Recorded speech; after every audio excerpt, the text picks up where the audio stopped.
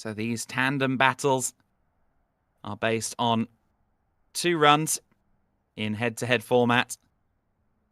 The competitors will be paired up based on how they qualified, and it's the higher qualifier that leads the first run.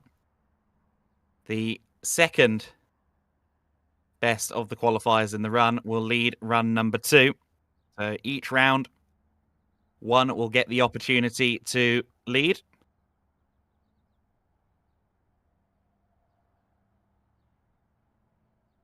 And of course, for the lead driver, there is, I suppose, a responsibility to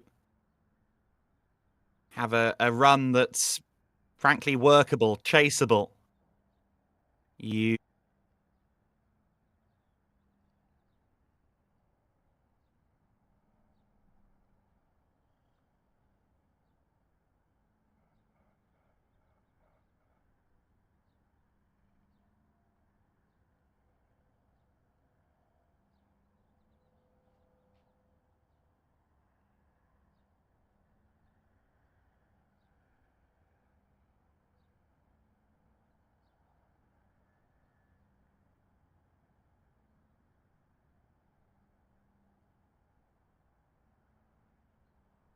It's a very technical process.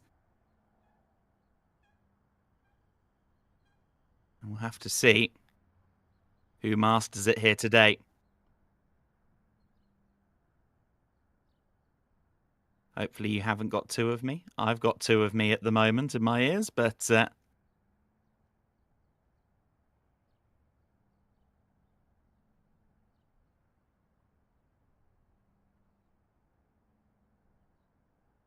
you await the arrival then of the 2 Nissan Silvia S15s. Both 2JZ powered. Of course, the famous A80 Supra motor.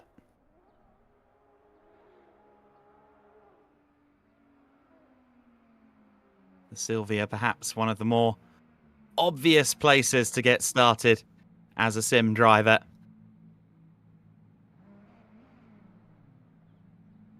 Production, I'm really going to struggle with my echo feedback here, but we'll give it our best.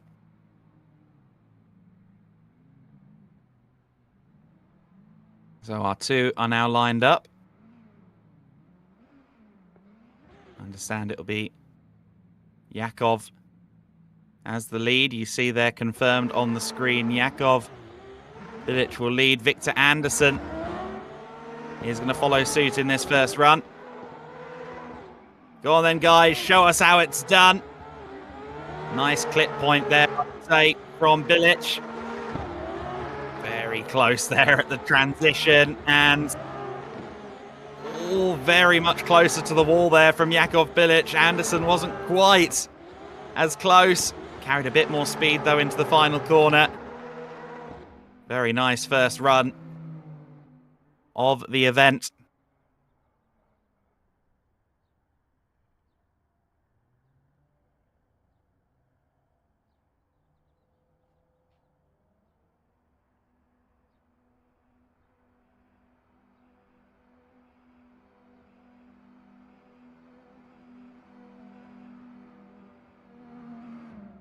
Great way to kick off then. And they waste no time. They're already heading back for another go.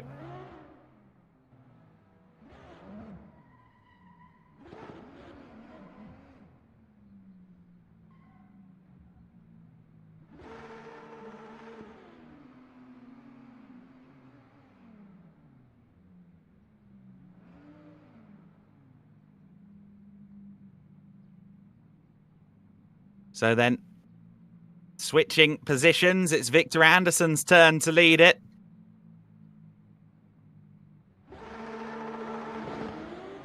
Green lights on, they're underway for the second phase of this shootout between them.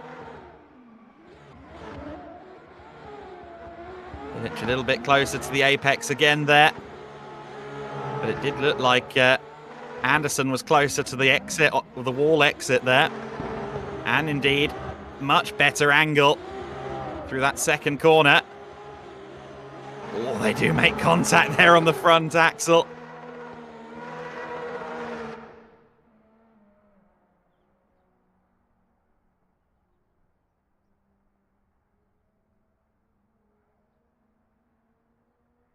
And we'll see who goes through.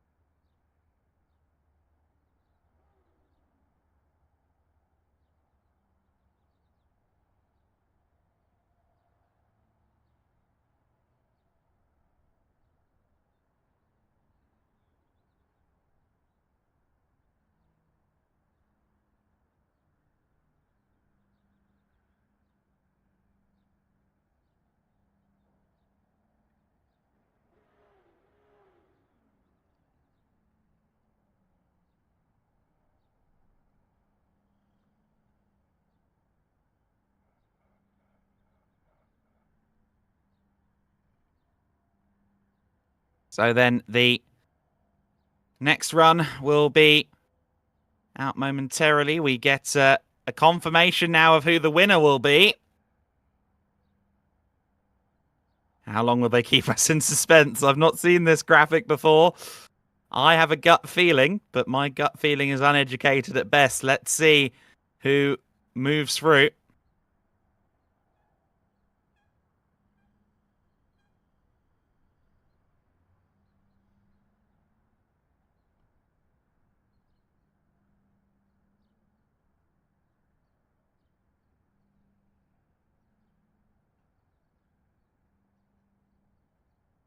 Struck me that maybe that second run was the clincher, but we'll see who is judged to have moved on here.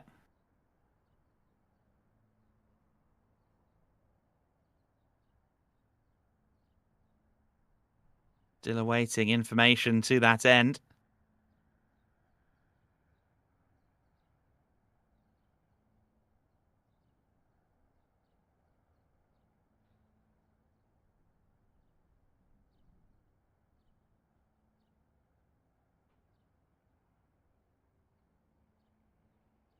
Certainly, I feel like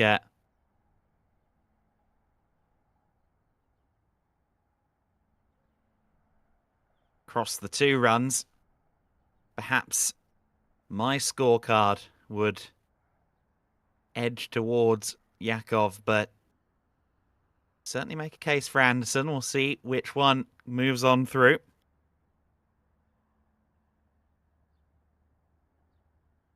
Judges will be deliberating as we speak.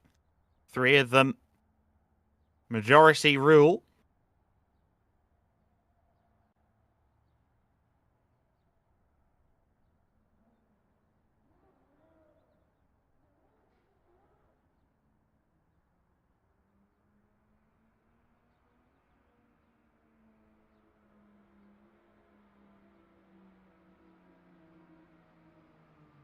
And well,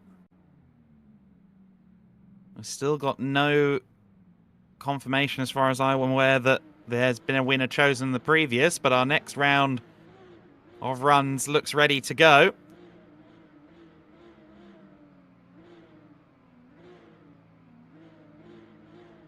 And there's confirmation. So Bilic did indeed go through. Did just look like he had that bit more angle and at times a little bit more speed. Despite Anderson being pretty close to the edge at both of the walls. Now we have Yamsi Suthapong going up against Svitomir Petrov.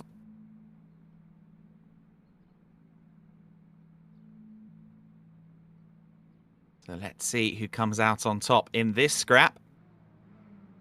Thailand versus Bulgaria here.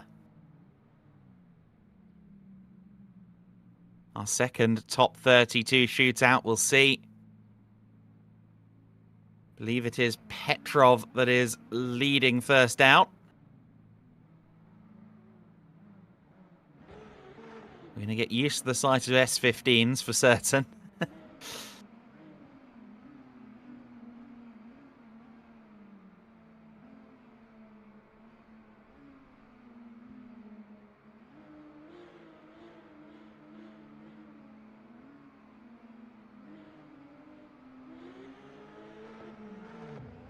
Here they go then. Run number 2 of the day. Our second top 32 head-to-head. And it is Petrov that leads it. A lot more committed there into the first corner. And Yamsi has had a spin there. That is going to weigh heavily against him. Petrov not really running tandem after that moment, just on his own. Hit his marks well.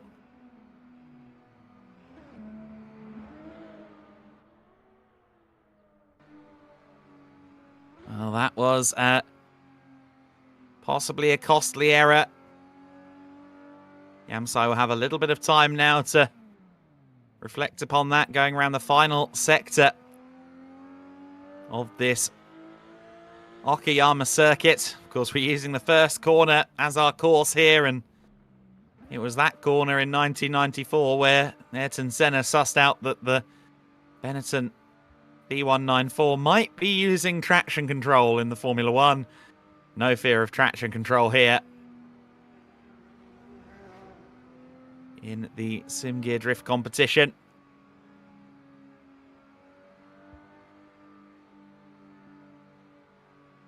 They're ready up then for run number 2.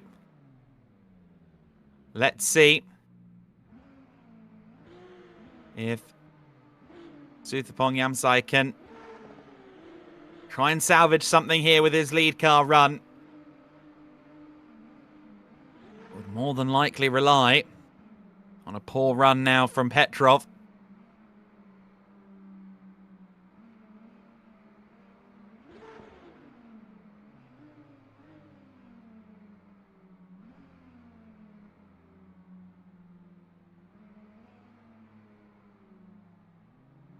When the light goes green,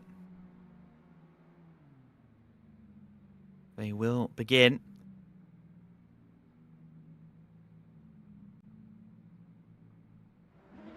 And there we go, we're underway. Part 2 of this tandem battle. Better entry for sure there from Yamsi. Nicely in control there through the first part, and Petrov not getting that close. Perhaps he feels he doesn't need to get that close. Oh, he gets a lot closer though on the exit there. Not a particularly tandem run that. Petrov didn't stay that close to the rear of his rival, but of course he made it through the course without spinning.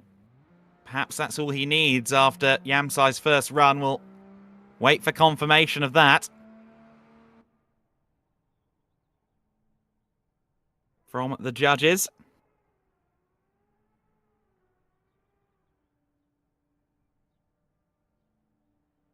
There are 2 options then. Suthapong Yamsi, Svetomir Petrov. Next runners lining up already.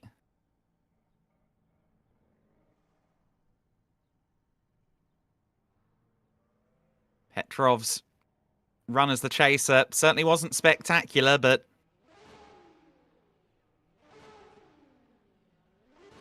my thought is that potentially the issue there for Yamsi on his run would be too great to overcome, but we'll wait and see what the judges decide here. Certainly wouldn't want to be in charge of the judging.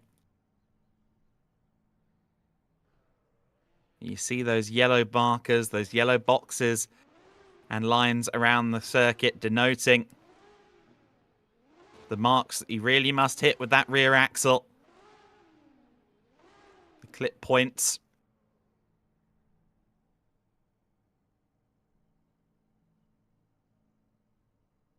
It's really fun to see just how brave they get, especially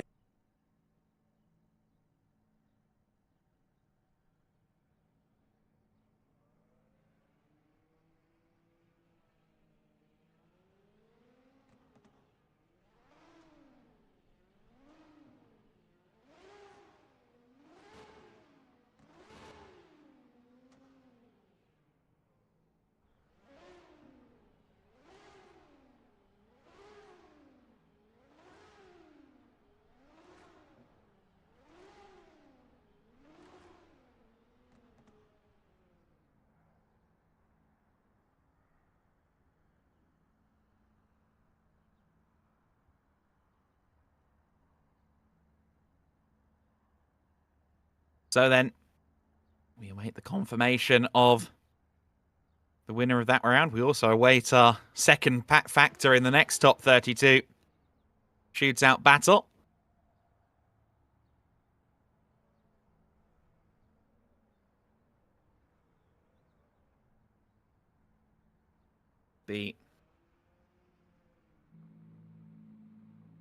I think we might be about to get some confirmation in regard to the previous round. It'll be Bartek Madej and Varim Hovsapan up next.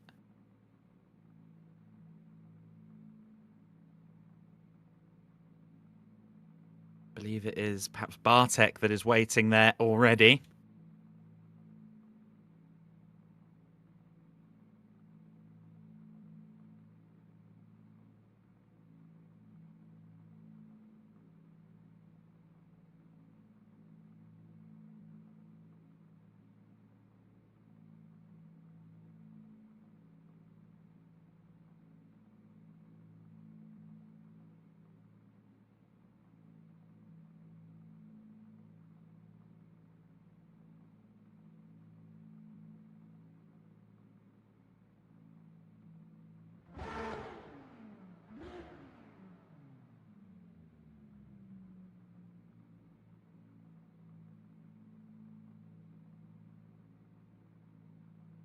You see there those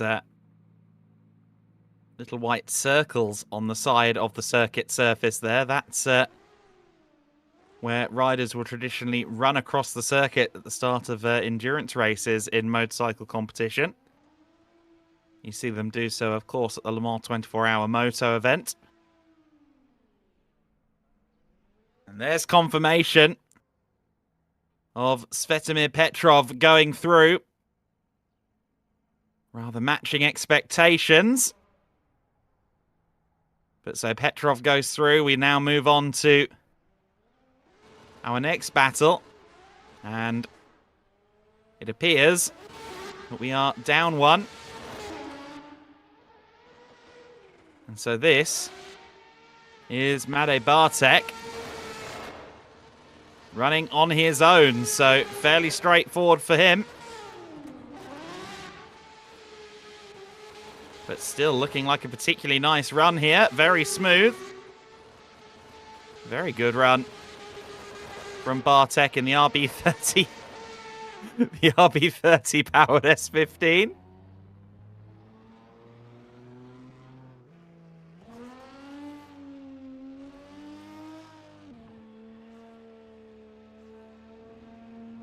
So, Bartek Madej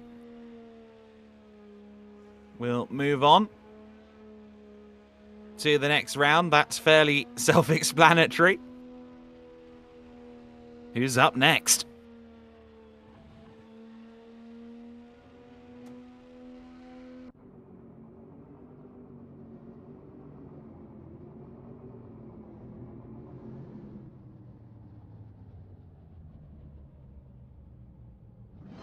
Here we are, our next set of competitors.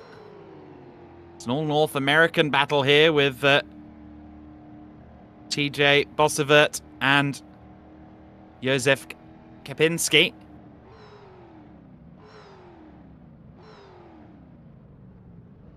Josef Kempinski will be, I believe, leading firstly, yes, in his Nissan. Up against the Sylvia there as we get underway.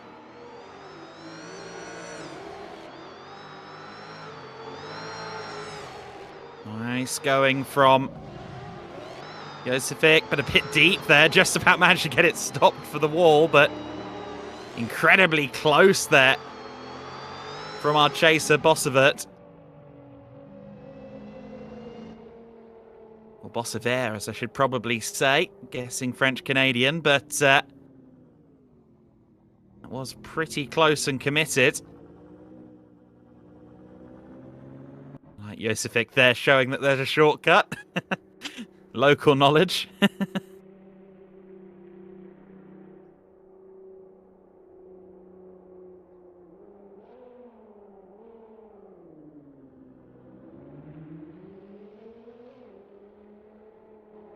So the Nissan Z this time will be in pursuit. I would say that while perhaps Bossevaire wasn't entirely in line with the American racer, he did get exceedingly close. Certainly wasn't afraid to hang it right up against the side of the Nissan. Let's see how it pans out this time. A shallow entry there from the Nissan. Josific. Oh, very close to the wall. I think Bossevaire actually clipped the wall there. That's unsettled the car, put him well offline. And very close together as they come across. More than a little bit of a hip check there. Now, who will that one go to?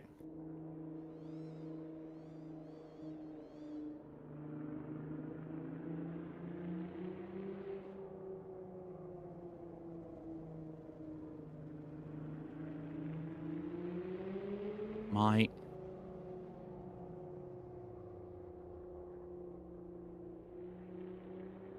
gut feeling is that perhaps that wall tag from Bossevaire may work against him, but we'll see what the judges have to say. Of course, he was massively close to the rear, or to the side, sorry, of this Nissan in his runner's chase.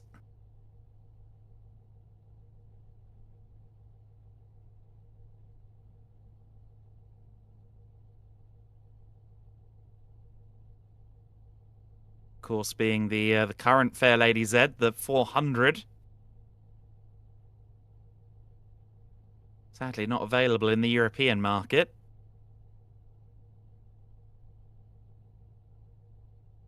Because we no longer get nice things.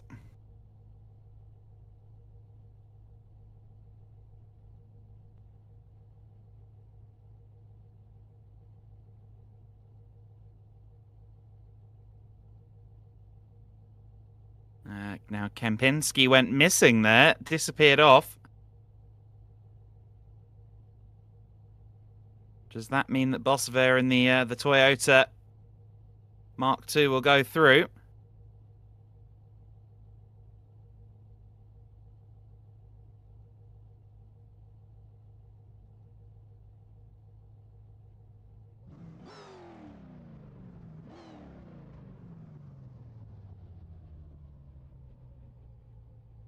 Be my hypothesis, given the car. Now one has left, but we'll wait and see.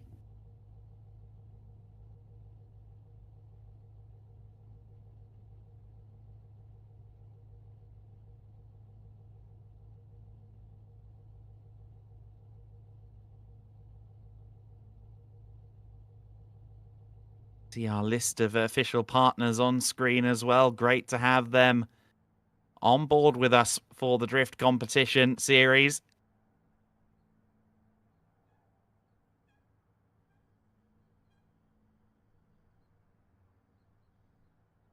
Of course, you are tuned in on Pitlane.TV, which goes well beyond the remit of sim broadcasting. Lots of action to be seen there on either side of the digital divide.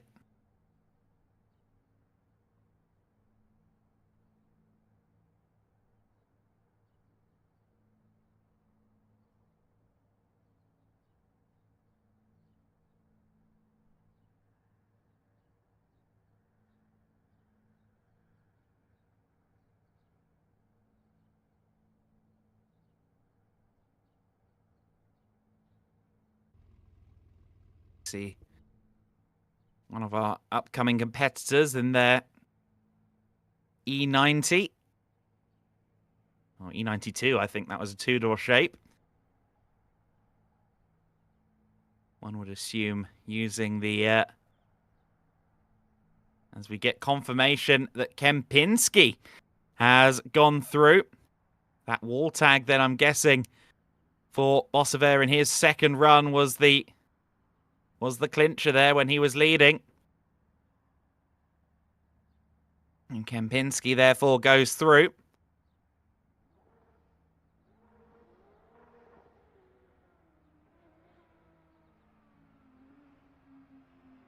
So next up, Supercorn Thonga versus Christian Petrov, a battle of the Toyotas. The A90 Supra going up against the GT86. Of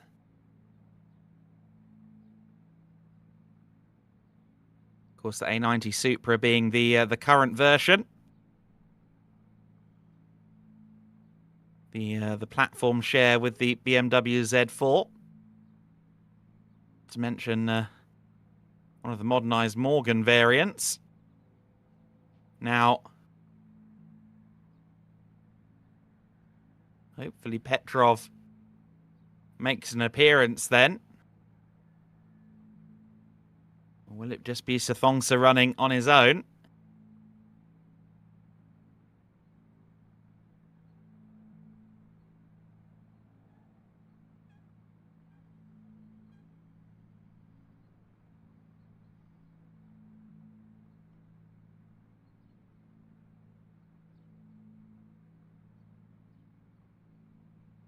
GT86, of course, was also a platform sharing project with the Subaru BRZ, and it's also sold as the Sion FRS variously, but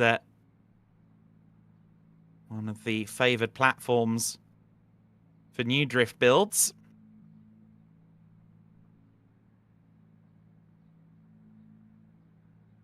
Also, of course, a very popular race car in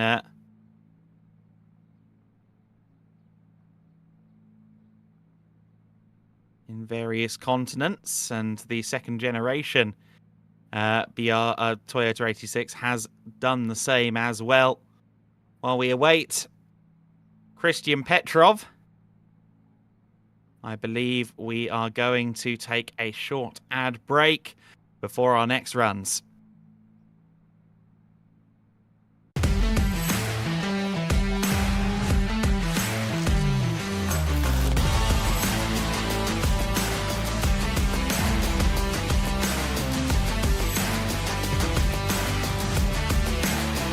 Tomar aqui só falamos.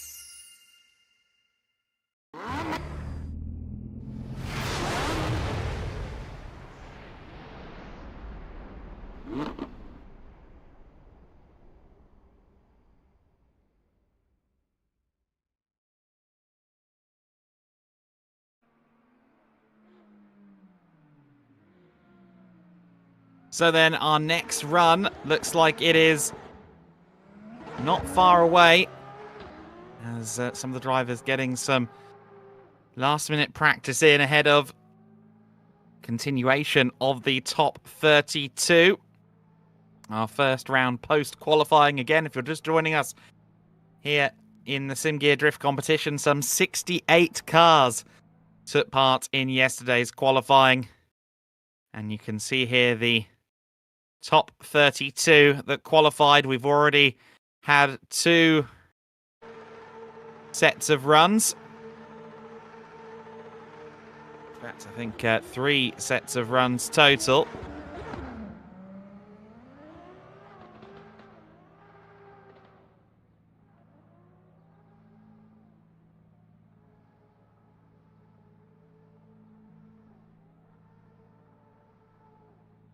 See whether we get another run underway. I think there might be some slight issues in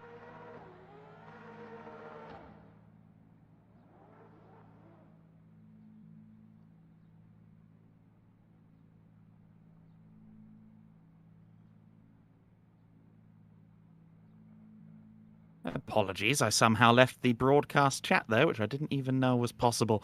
But we only have 1 car then making this run.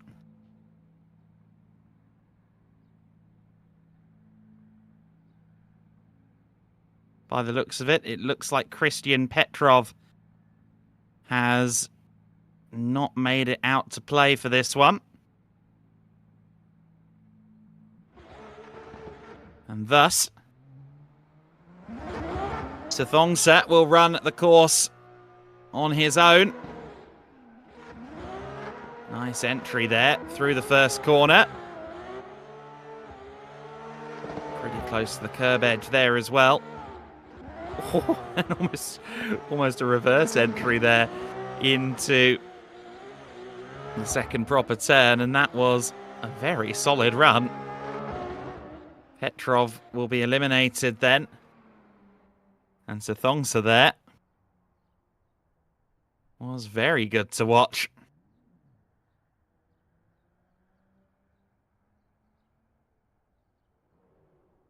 I think was one of the smoother and certainly more spectacular runs from an angle perspective that we've seen in the top 32 section so far.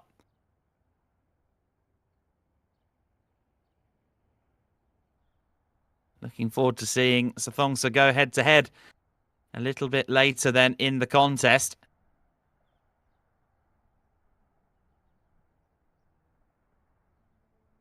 Next up is Denis Ivanov going up against Philip Stocky. Battle of the E46 M3 versus A90 Supra. Some of the less charitable individuals in the crowd may say, oh, 2 BMWs.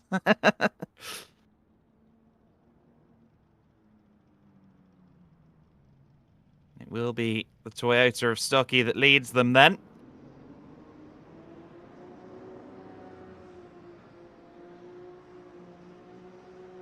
Of course, those E36 and E46 BMWs, very much the lifeblood in Europe of grassroots drifting.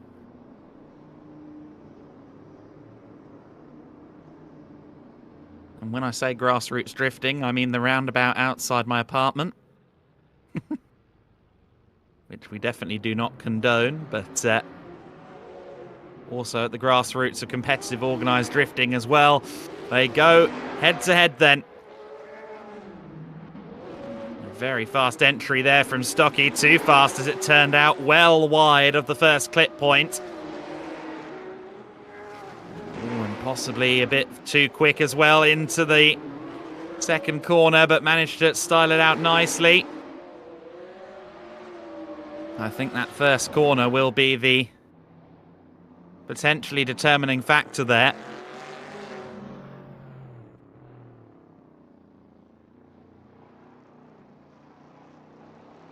And if I were to be completely honest, I would suggest that first run may go to the BMW, but then again, not massively shadowing the Toyota. Let's see what Denis Ivanov can do now then as the lead runner.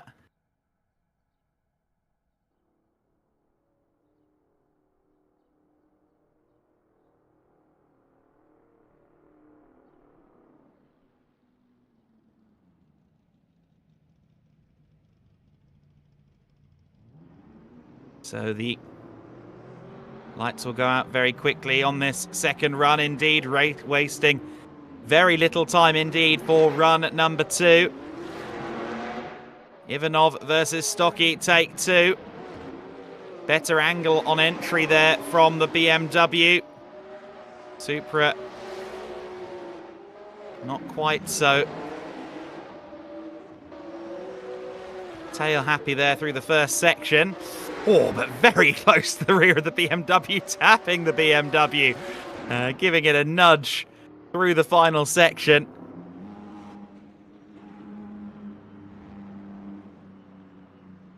Again, a much shallower angle from the Supra through the first couple of clip points.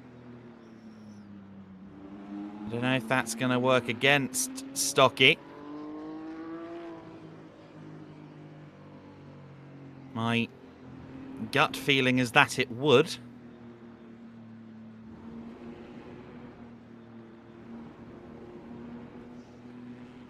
The judges are able to see the wood from the trees on these things with a more educated opinion than my own.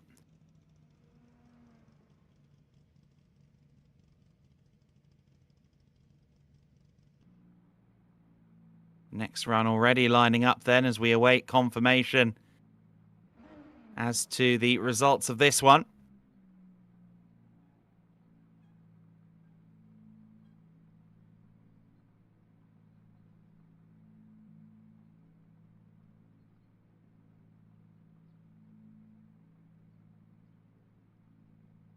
I would probably on balance myself as a completely uninitiated member of society. I would maybe give that to Ivanov on balance, but we'll see who goes over on this and progresses into the final 16.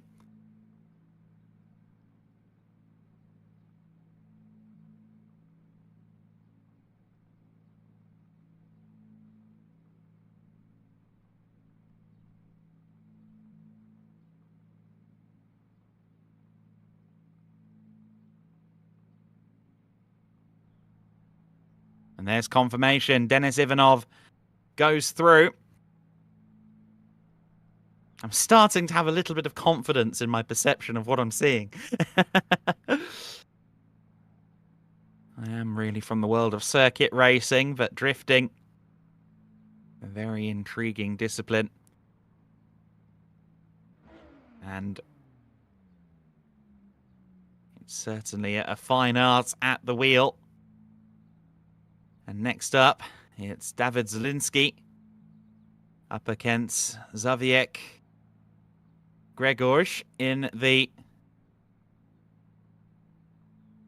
Toyota 86. He's listed as a Silvia, but that's quite clearly an 86. So it's going to be Toyota versus Nissan.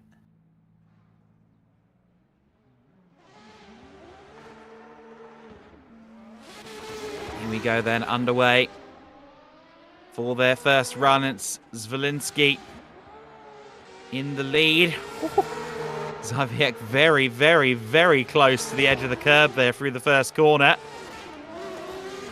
Nicely tandemed through the first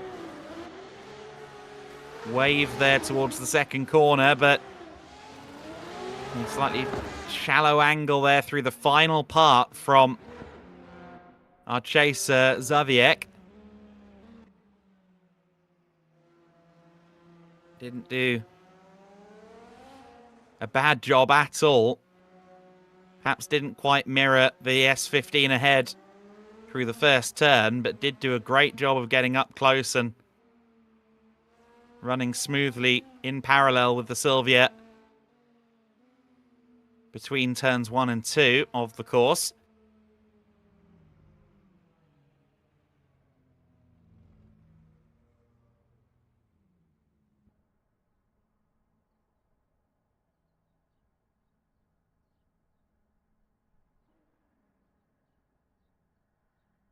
And now we see how Zaviek goes as the leader. They'll pull up momentarily to the start line for run number 2.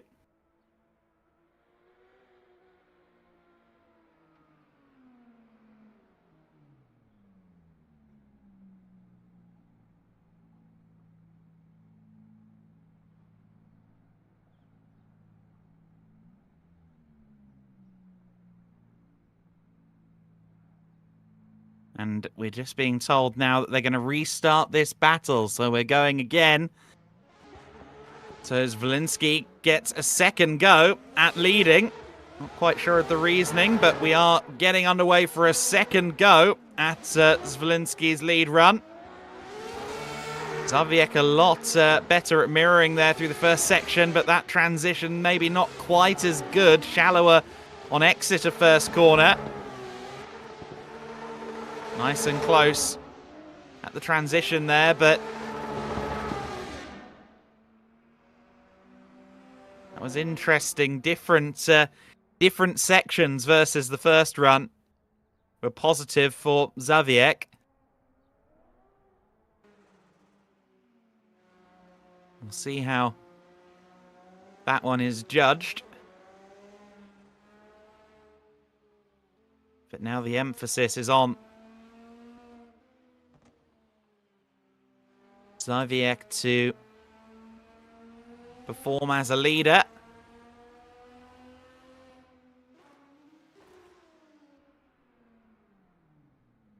Let's see. We've now seen Zalinski run twice as lead. Let's see how he chases. The racer competing under the Norwegian flag. We're underway. We have to be fully sideways by the end of that yellow line that we see on the course. And very nice thus far from Zalinski. It's very close indeed. Just tapping the fender there of the 86 and again getting close, not quite matching the angle of the Toyota there through the final section.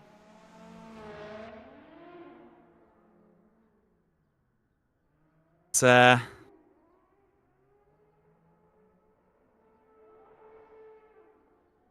interesting one to call. I would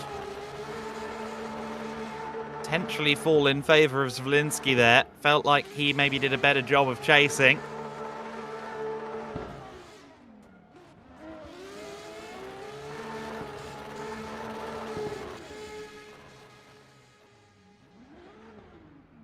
But we'll see how this is judged.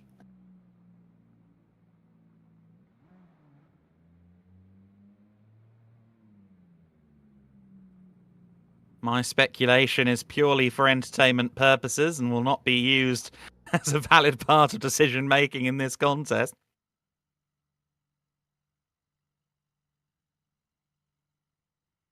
And nor should it.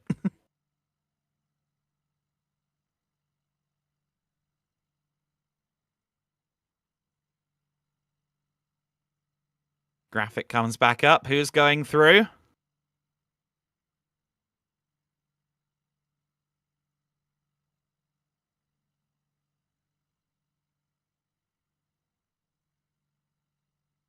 Confirmation will come from our judges in the next few seconds.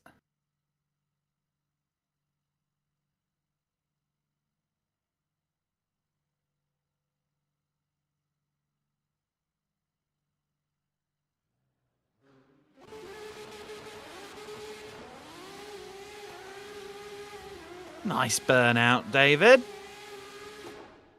Or David, I think I should say.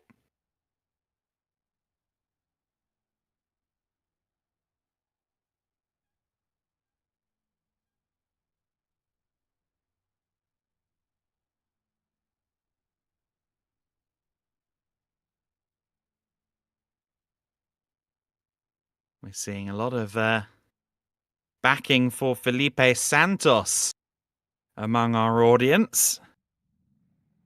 Let us know who you're backing.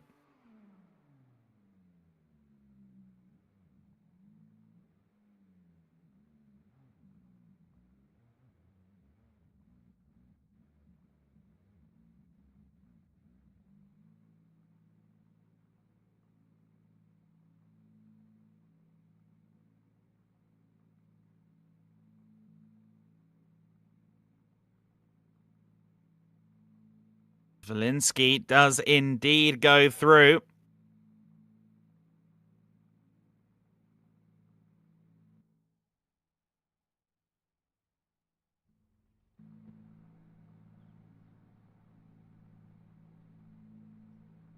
The Felipe Santos support continues in the live reaction here, and here is Santos running solo then. Napat is not with us. So Santos just getting a chance to run the course here. Bit wide of the first clip point.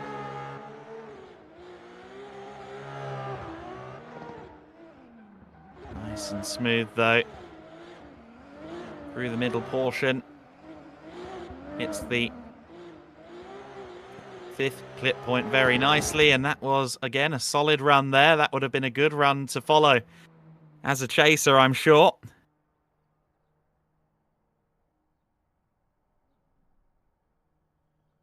Let's go sugary foods, we're being told in the live chat, and I concur. Pop-Tarts are wonderful.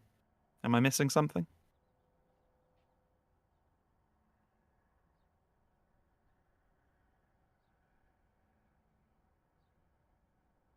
So Santos will, of course, advance to the final 16 then.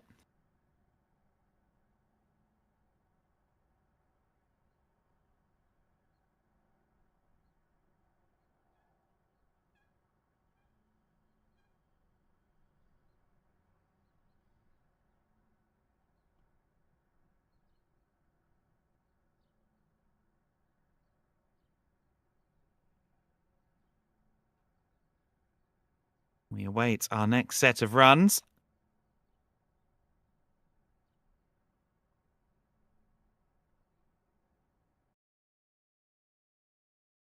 Get a look at how things stand at the moment. We've already had a few advance, of course.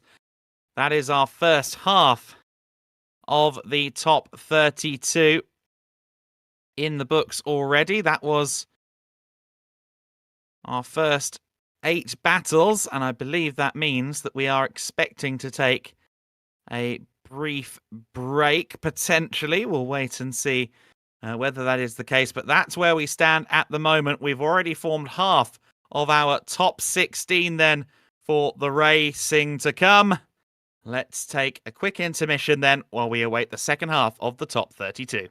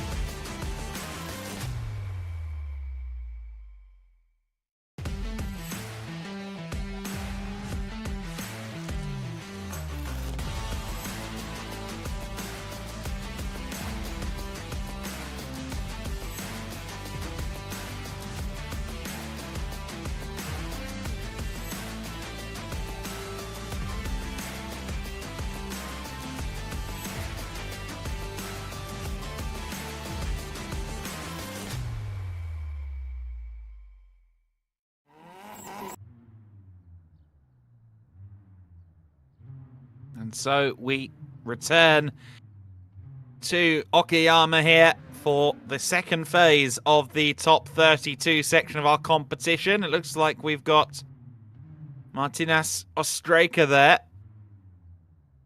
in the S13, but no Kakovsky in the other Sylvia, so it's going to be the S13 running solo here. Very committed entry to the first turn there.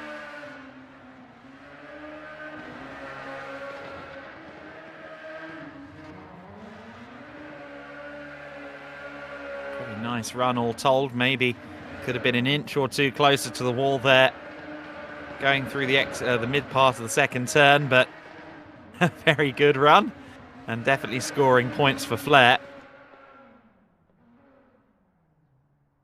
And of course, by dint of participation, he will advance through into the top 16. Now, in terms, as we see confirmation of that, in terms of what we're expecting from our judges, Judge 1 has just one job, and that's to assign 30 points for a driver's line. Judge 2 delivers 30 points for a line, as well as 5 points based on commitment.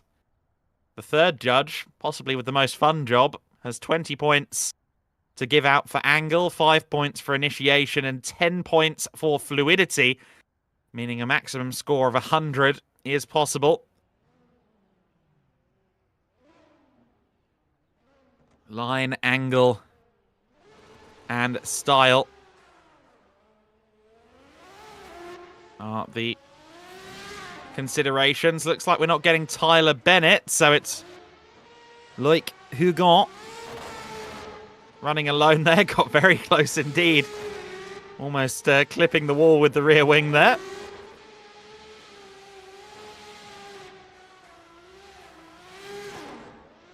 Again, very nice run.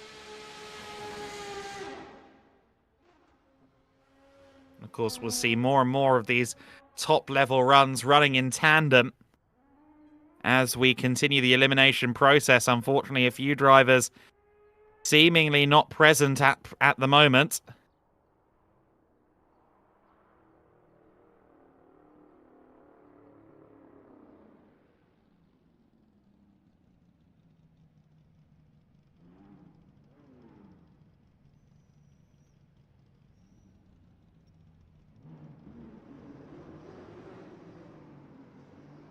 Nick Donato and Damian Cesic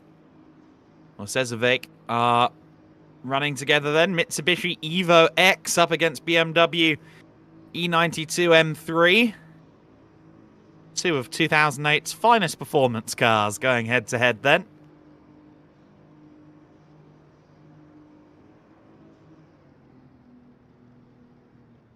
And it will be the Evo of Cesic that will lead us firstly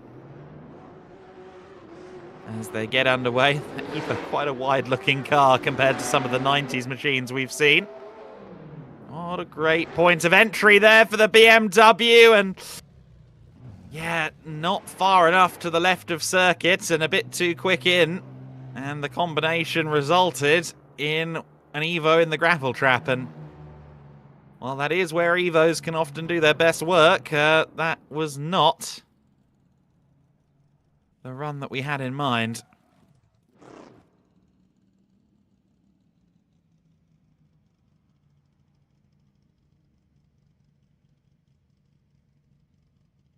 Run certainly wasn't as sweet as Kinder Chocolate for Damian Cesic, who got pushed off there by Donato, but we'll see how run number 2 stacks up. Certainly Donato firmly on the back foot now, going into his run as leader.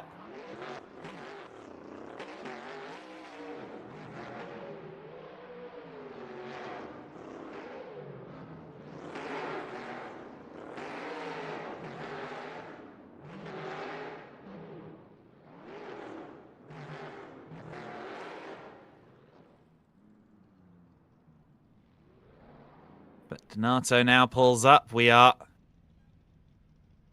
ready to go.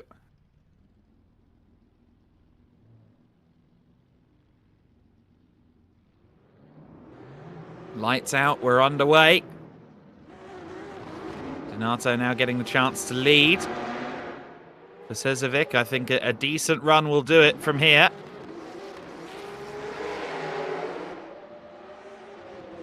Certainly better angle there from Donato on this run.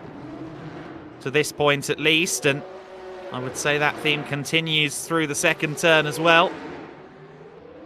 And clipping some of the inside clips certainly a bit better than Cesic, but the nature of that first run is going to more than likely play against Donato there.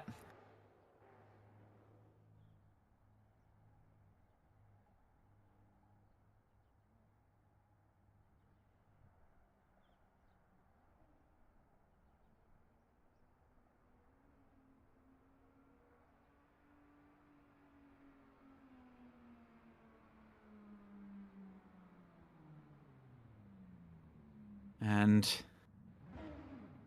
as the next run lines up, I believe we might see confirmation then of the result in that one. My deeply uneducated assumption would be that the nature of Donato's first run will throw things in favour of the Mitsubishi. A Mustang up against an 86 up next. Two very different cars.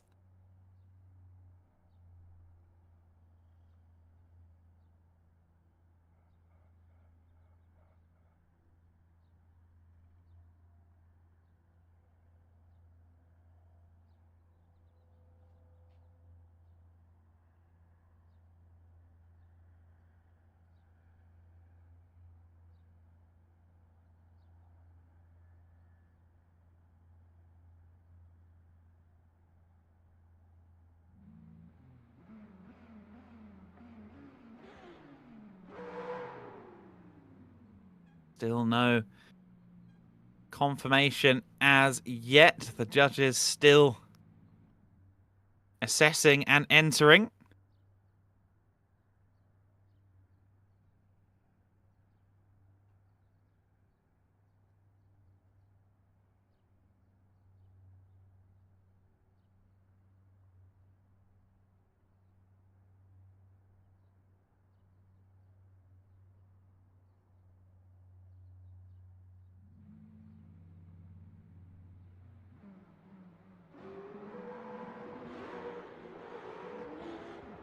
And indeed, Cesic is confirmed to be going through as we move on then to this head-to-head between Tron and Bulla.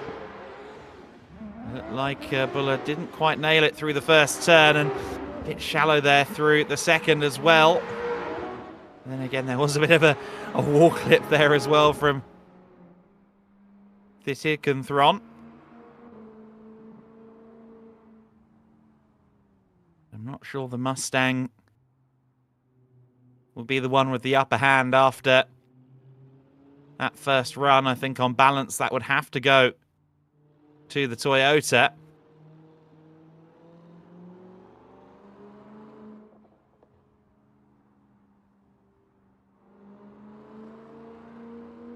Let's see what the second run does.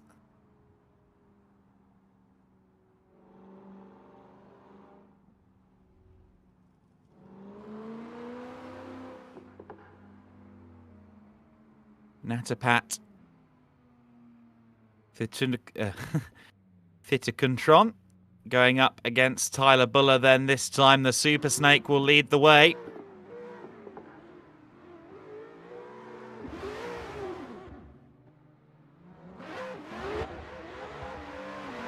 Off we go.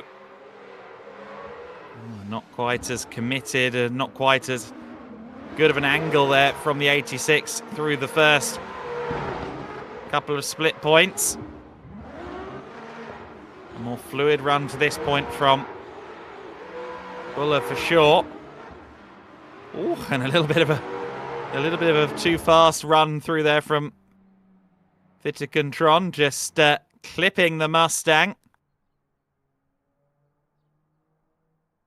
feel like either party did fabulously in their chase run. Who will that one go to on balance? Might well be the Stang, I'm not sure.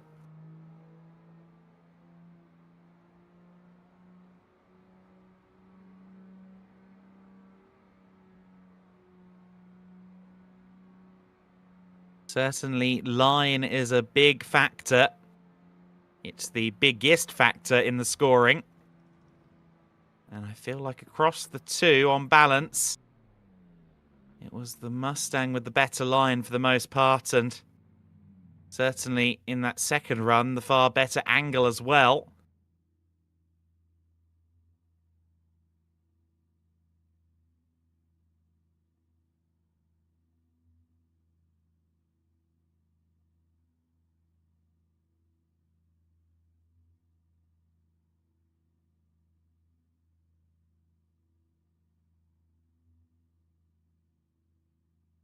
Just wait for confirmation then. We'll go to a short ad break after this run, I'm told, but we'll take a look at the brackets before that. Let's get confirmation, though, of who goes through from this top 32 battle.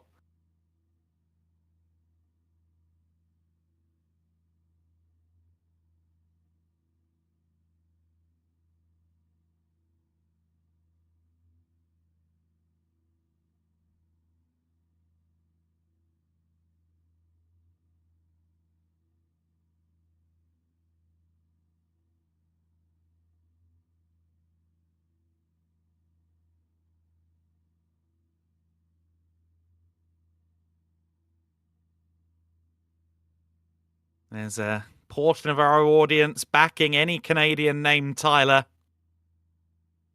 Let's see if this Canadian named Tyler will advance into the final 16.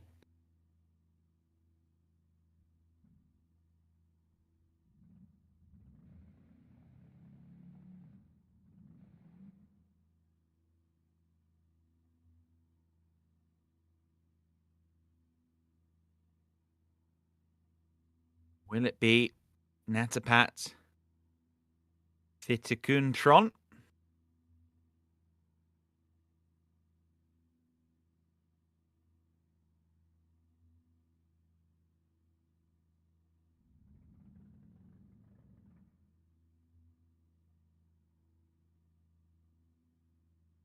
Finalising deliberations in the judges' area at the moment.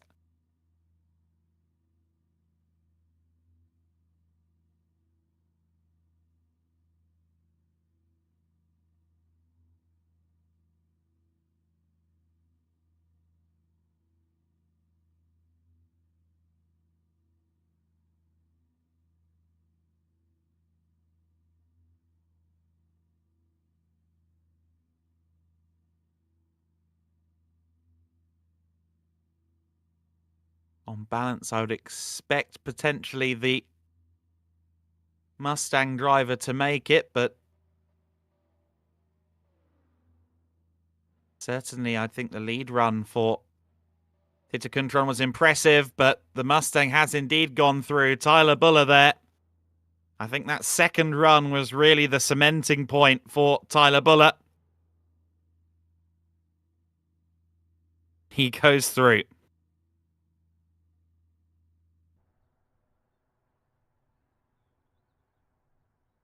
And so with that, we'll take another look at how our bracketology is shaping up right now. Just a couple more runs left to go here in this section. It will be Cesic versus Bulla in the last 16. Just a couple of more last 16s to form then as we head back for a couple of minutes to our commercial partners. And we will then be back underway with our final runs in the top 32.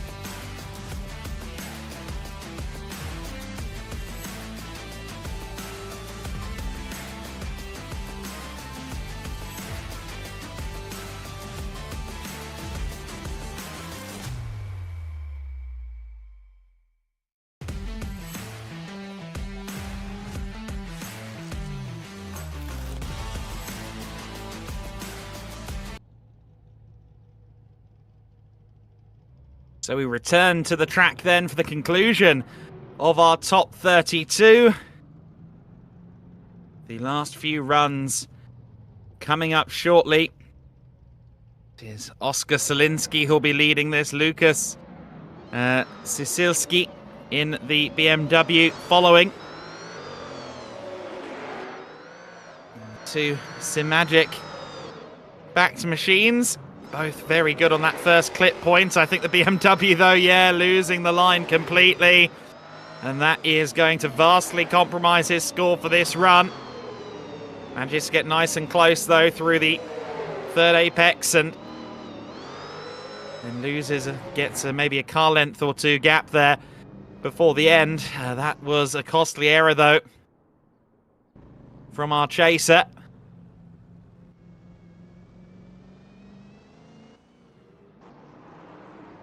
Cilski will have to hope for a very impressive run as leader. Or indeed a slip up from this man, Oscar Zalinski.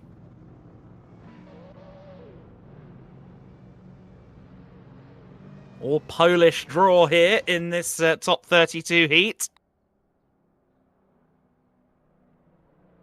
Very much an international flavour to this entry list, even more so in qualifying, where we had better part of 70 trying to get into the top 32.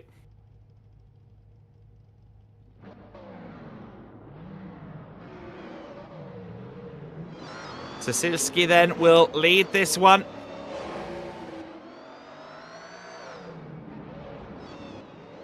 And very wide of the first clip point. That could be the final blow. As they scythe their way through the second and third apexes, the last couple of clip points, and while the angle there was nice through the last couple of corners from the BM, that break from line and break from drift in his run as chaser is more than likely going to put this Sylvia through. We'll wait for official confirmation of that, of course.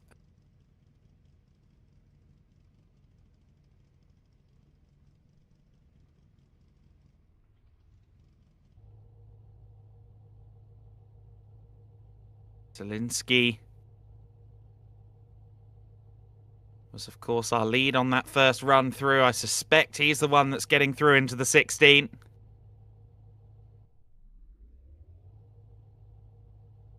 But I'm a chassis number GT racing history guy. More so than I am a competent drift judge. But I feel like Cilski, with that early error and then missing clip point 1 as well on his lead run, has cemented the result for this one.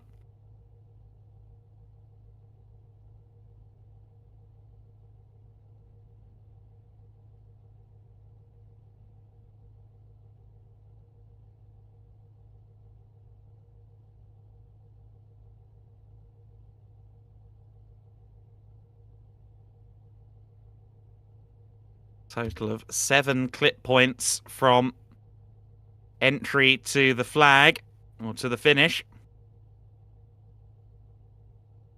Clip point 1, the apex of the first corner. Clip point 2, the exit at the wall. And clip 3 on the right-hand side as they snake toward the second proper corner. Clip point 4, of course, on the entry into the second. Clip 5 on the outside. Well, clip 4 is on the outside of the entry of the second apex, and clip 5 is on the outside on the wall there. The next inside clip is clip 6, and clip 7, of course, also on the inside of the final corner before the finish line.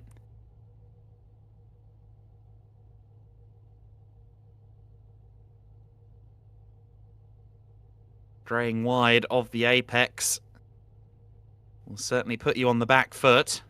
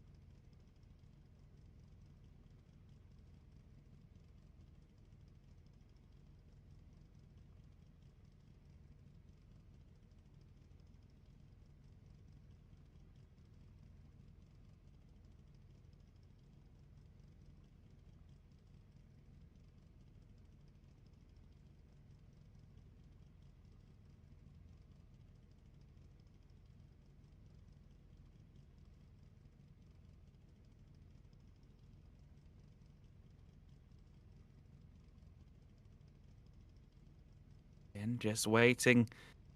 Judge's verdict here. Feel like this is a slightly longer section of suspense, perhaps. A little bit closer than I had been anticipating.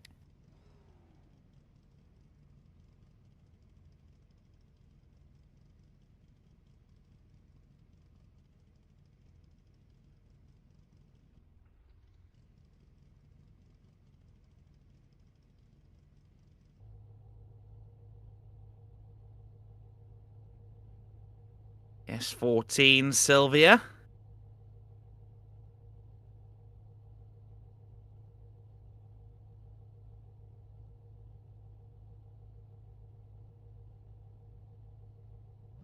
Versus the E46 BMW, which of course, in standard configuration, the last of the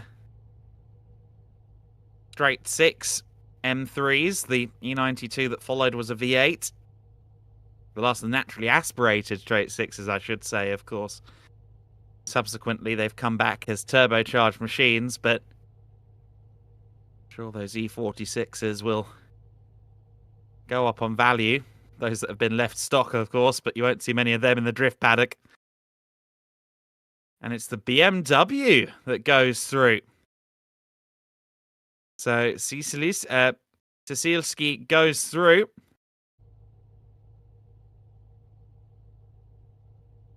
Okay.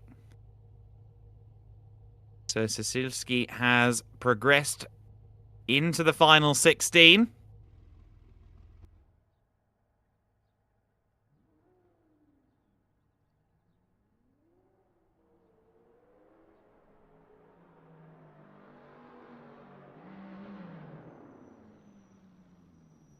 And now it's an all BMW showdown.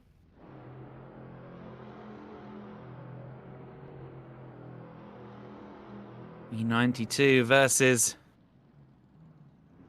E46. Paulius Druis versus Sylvester Rookie. And we see there the onboard view from Sylvester's machine.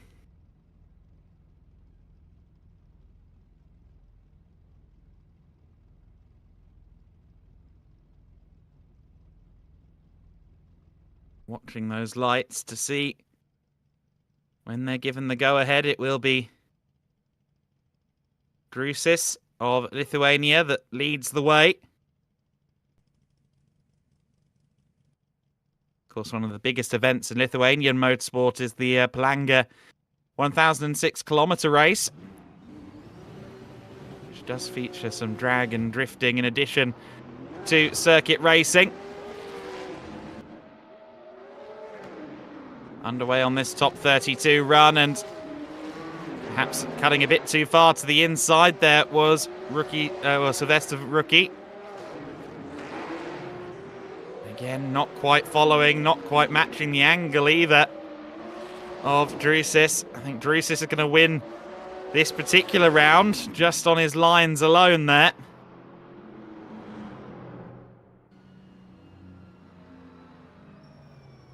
Was a very smooth run from our lead car, but Rookie there cutting across the curbs and I think even a little bit of the grass through the first clip point. And then a bit shallow through points 4 and 5 as well.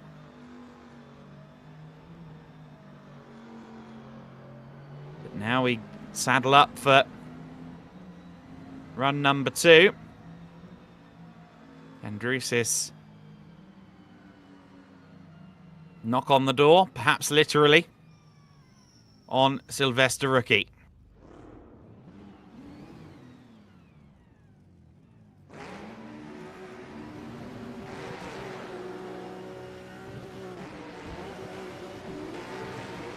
Run number 2 then. This time it's Rookie that leads, and much quicker, but also much wider goes Druis. That was rather egregiously wide, and it knocked Rookie offline. And, well, Druis has continued with the run, but I suspect that that tap that sent Druis wide is going to be the determining factor there. Not much that Rookie could have done.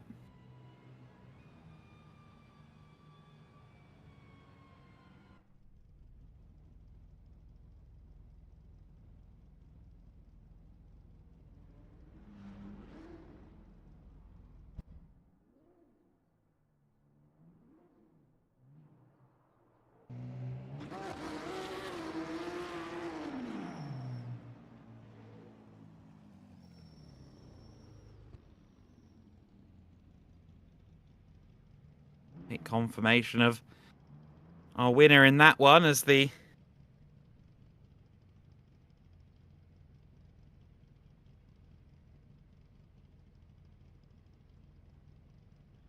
information is awaited.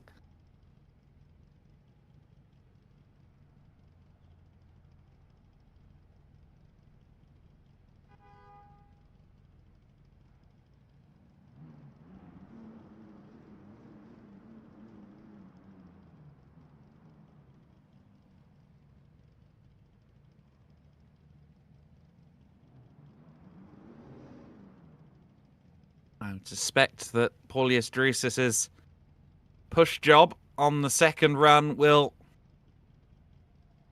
possibly bring it against him, but we'll see.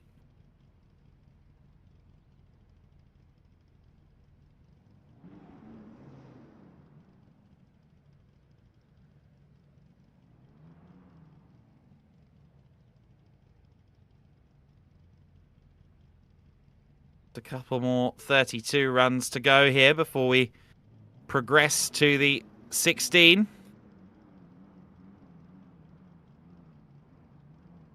The run that awaits us is Jose Duran up against Svetoslav Dekov.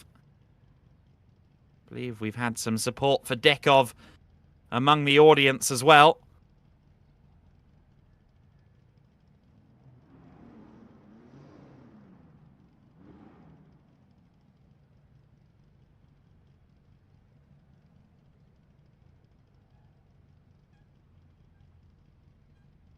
Evo versus E92 once again.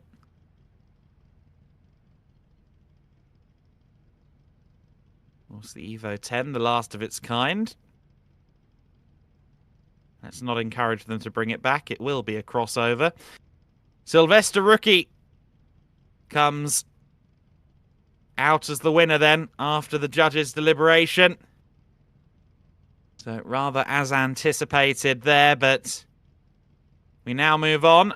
And, okay, slightly different run than I expected it to be. Paulius Sinkunas up again. No, it is Jose Duran and Svetoslav Dekov as scheduled and anticipated.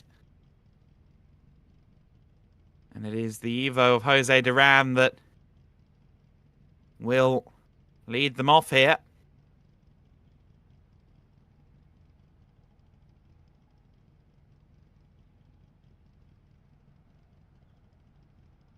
The big and rather tall Evo 10.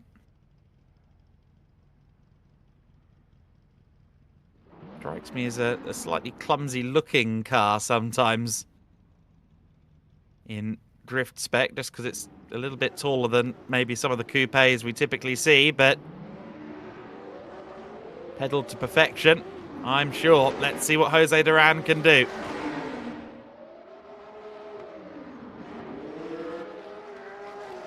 Closer to clip point 1 there from Dekov following.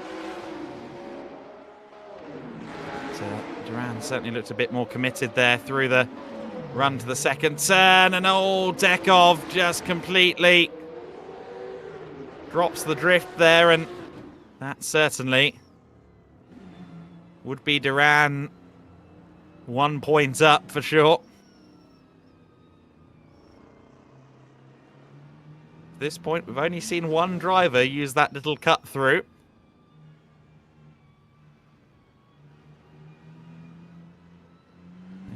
else decides to finish the lap here at the short circuit here at Okayama.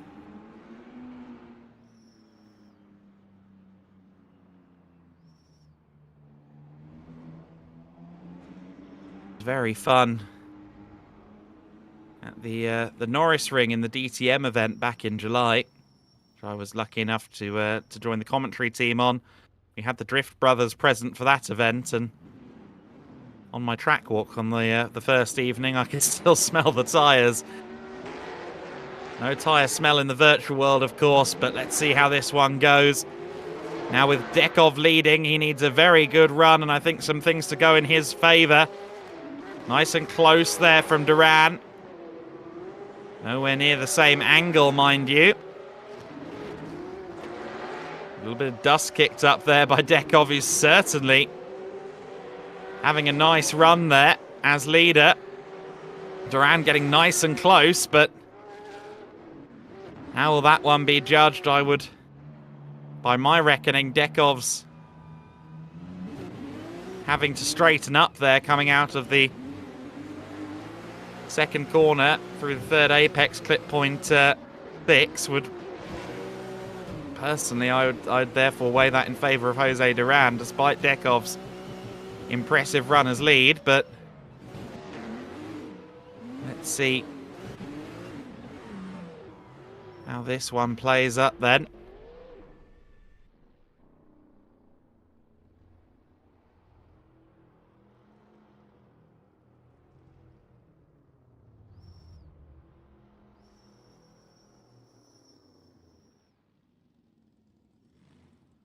And Jose Duran is put through. So indeed, I think Dekov just losing that, losing the tail end of that first run has gone against him, and Jose Duran will progress through to the final 16.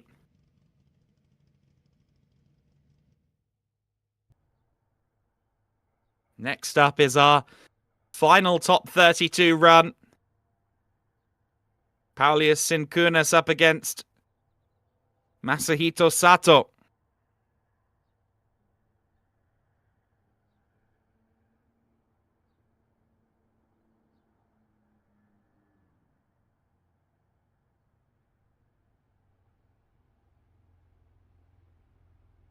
It'll be, at least according to our information, a pair of these A90 Supras. And indeed it is. Sinkunas then will lead us away for these top 32 runs.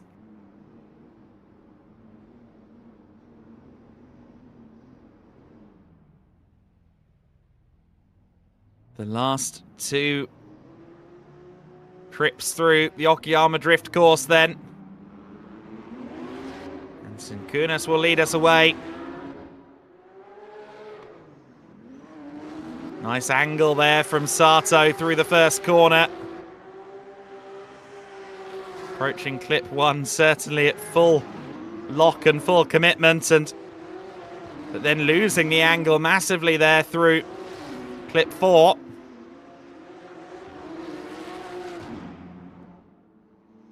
That's interesting. It started strong, certainly for our chaser Sato, but the last couple of clips certainly weren't quite executed to perfection.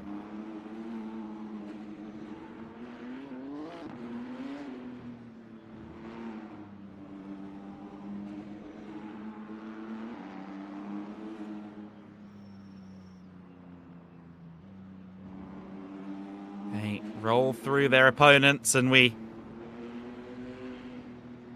will now brace for the last run before we begin the process of the top 16. It'll be Sato leading us this time.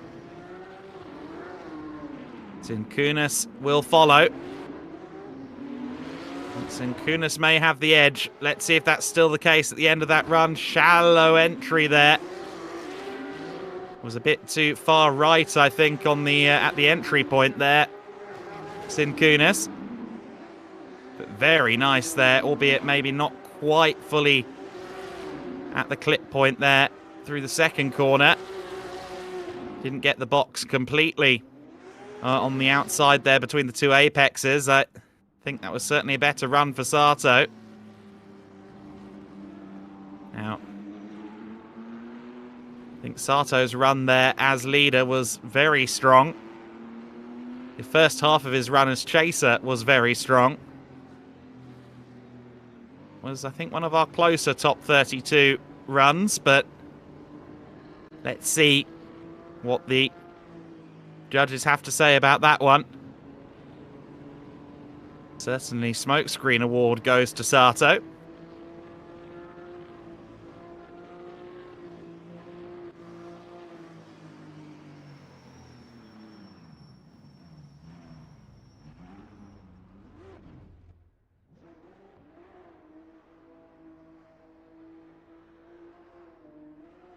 Cunis and Sato await the call from above.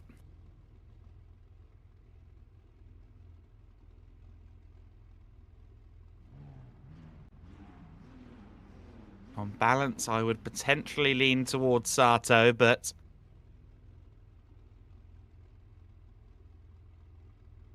let's see what our judges have to say.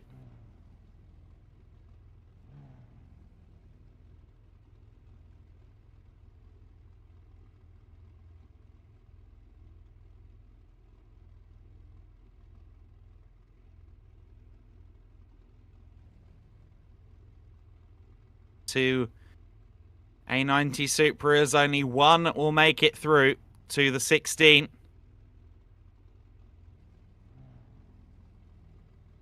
And get the opportunity to fight toward the quarterfinal.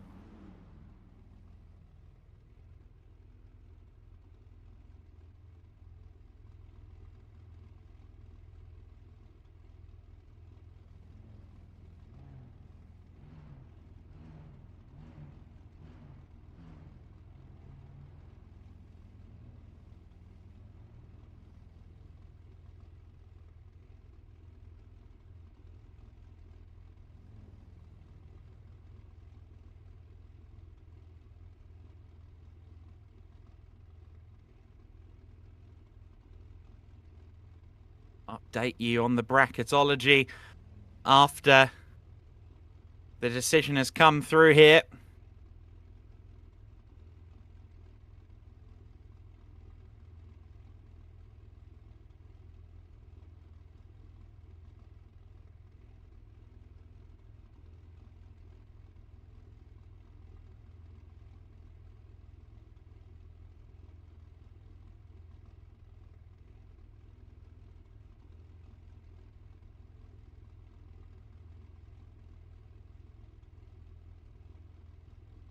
Confirmation should come through momentarily as to which way this one has fallen. Will it be Masahito Sato that goes through? Will it be Paulius Cunis?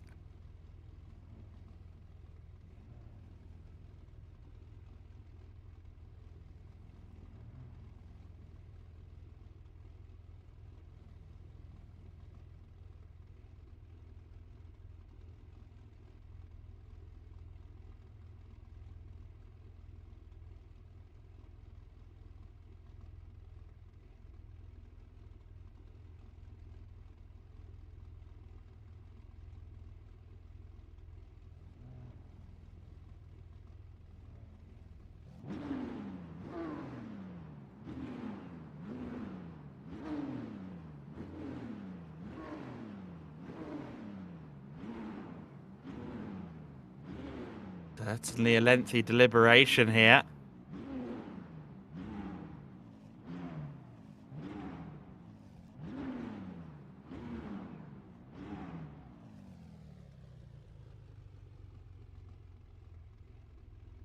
And it is Cunis that goes through.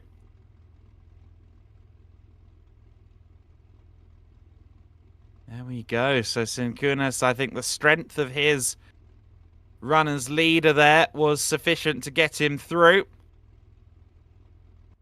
And that progresses the Lithuanian through into the final 16. And the final 16 looks like this then. There are the drivers that have made it through. Again, a very multinational feel. Yet another all-Polish heat to come. Other than that, it's all nation versus nation. The final 16 will not be far away at all, just a couple of minutes. And a quick opportunity to hear from our sponsors ahead of that final 16.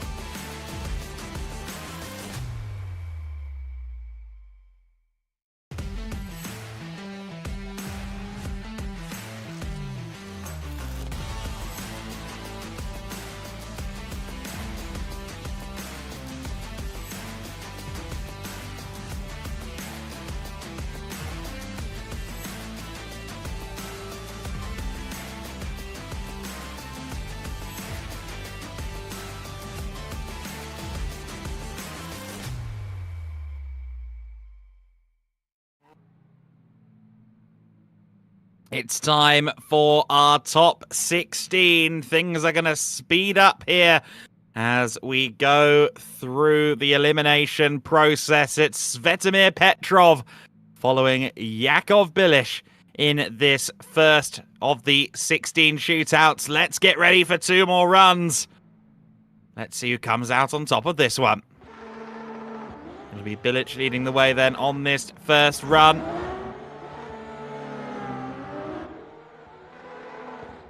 Very, very confident start there from our leader, and Petrov not really able to match the angle, not really executing that first corner properly. Equally, the clip point 5 maybe wasn't quite hit optimally there from Petrov as the chaser. The lead, though, very well executed. Ah, that might be why. He's got no steering wheel.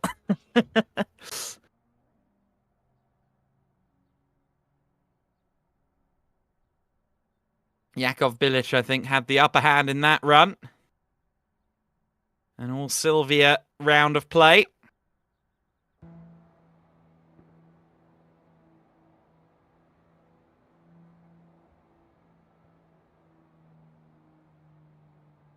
But now Svetomir Petrov will be tasked with leading the field.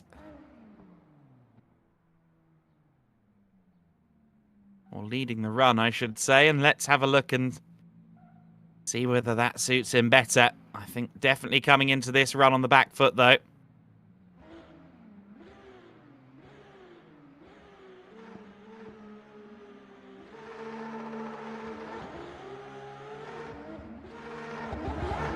Petrov then takes control for this one. Very fast in from Bilic there, a bit wide of clip 1 and not really with the angle through clip 2 either. Oh, and a tag. That is very aggressive from Bilic. A bit ambitious from Bilic and well, I don't think Petrov did a bad job there by any means. I don't think Bilic did a bad job either, but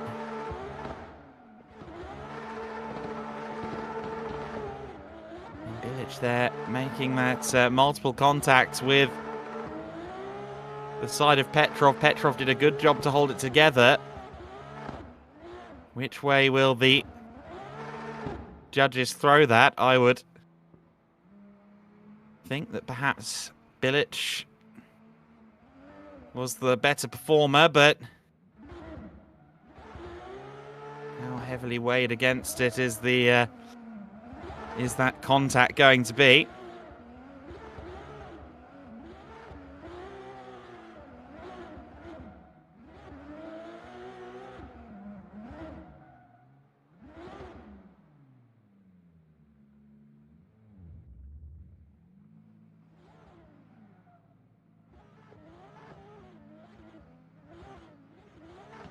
So we await confirmation of who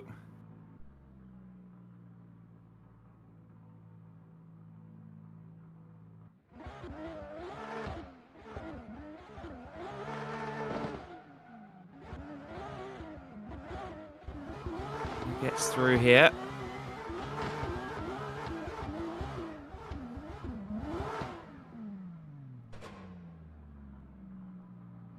Contact would potentially cause a minor deduction for Yakov, Bilic, and there was certainly at least one tap.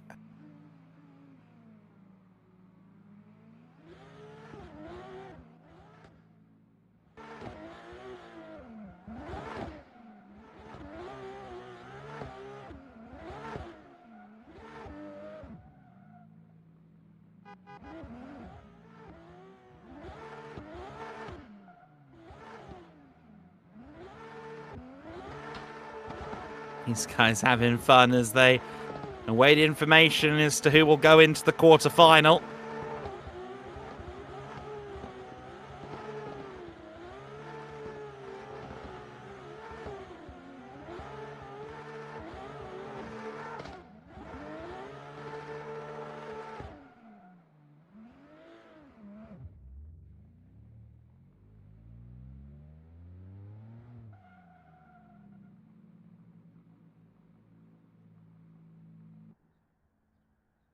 They will be in suspense as we are too. Yakov, Bilic and Svetomir Petrov.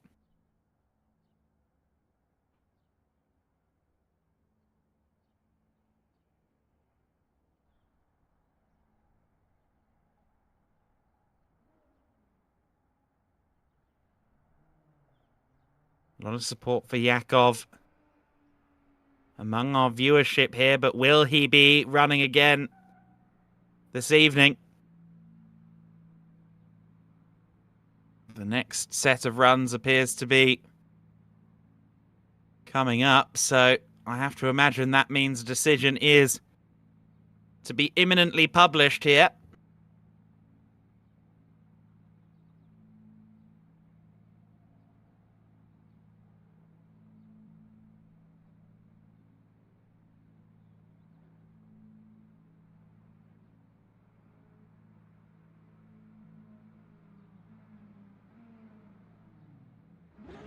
It appears, yes, one more run between the two, so we're throwing it back, we're running it back again. Yakov looks like he'll be leading.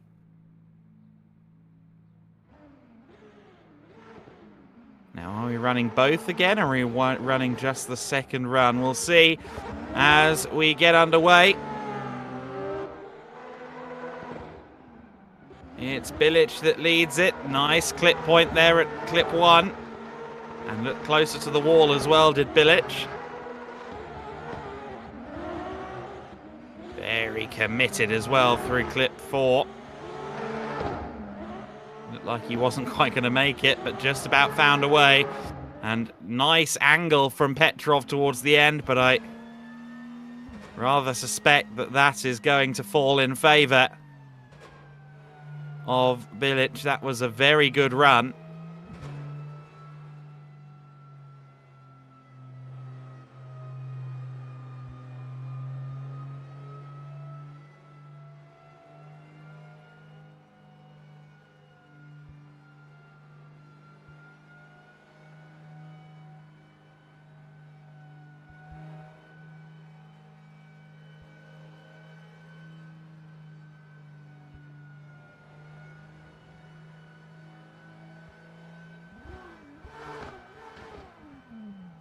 Looks like we are going to run both again. So this time Petrov will lead. So it's a complete redo.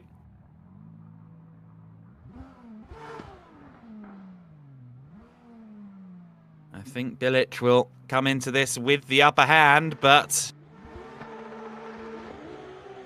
let's see if Petrov can pull something out of the hat here as the leader. Big angle into the corner there from Bilic. Mirroring very nicely Petrov's line, and Petrov tags the wall there. That's going to surely sway it in favour of Bilic.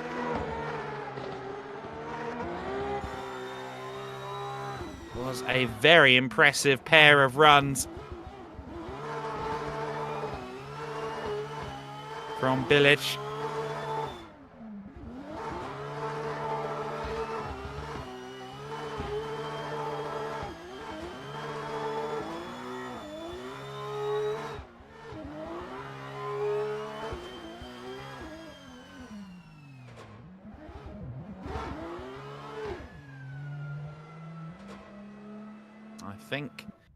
I think I know which way that's going, but we'll await confirmation. And indeed, the Croatian goes through. That felt like a fairly straightforward decision. Unfortunately, Svetomir Petrov will go no further then.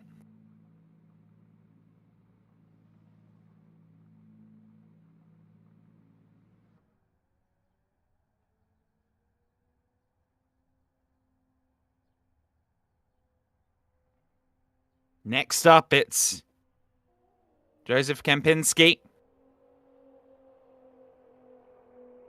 He's up against Bartek Madej.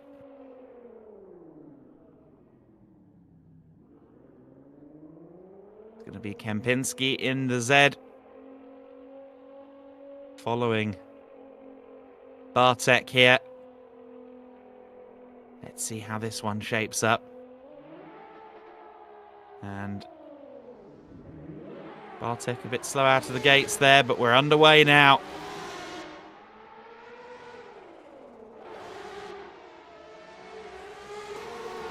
Very nice through the first section. Kinsky, they're getting very close, and Madej completely breaks the drift, and well, that was the biggest crash we've seen so far today. And I think Madej is the one you'd point the finger at there. I don't think the Zed got into the side of the Sylvia to cause that. I think it was just a loss of control, but perhaps I am mistaken on that front, but I didn't think I saw the American racer pull any false moves there.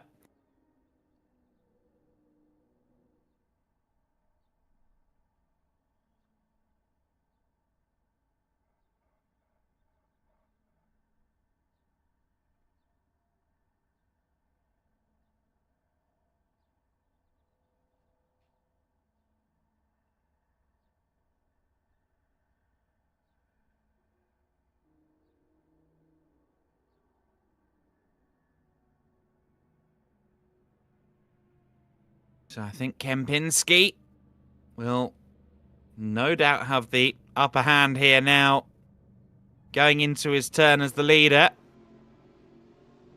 Madej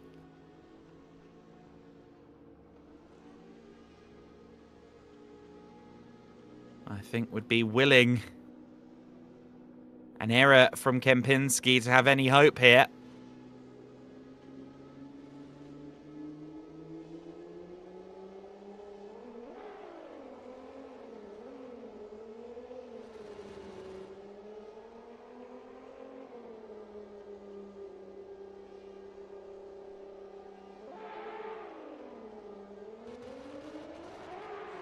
Here they go.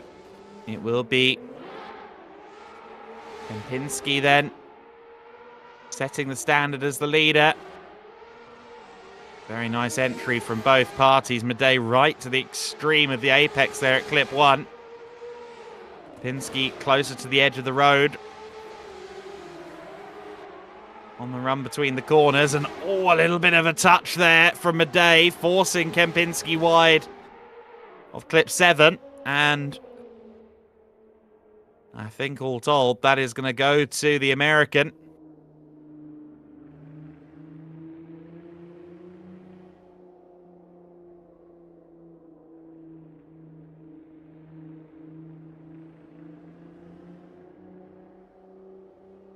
Let's see where the judges weigh in on this.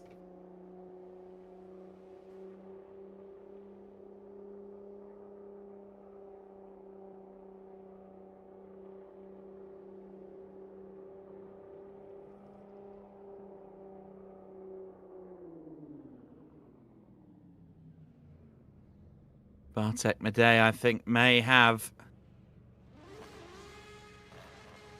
done his final competitive run of the Okayama event here in the SIMGEAR Drift Competition Series.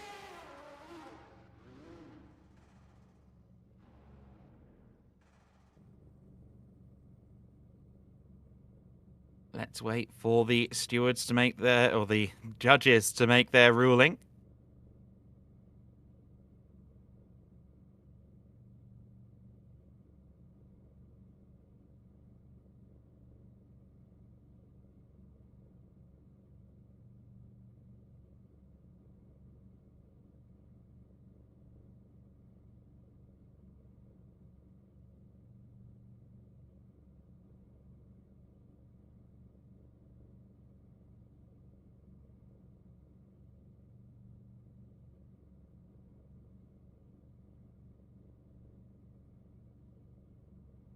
Be the near brand new Nissan or the revered S15 that joins us in the final 8.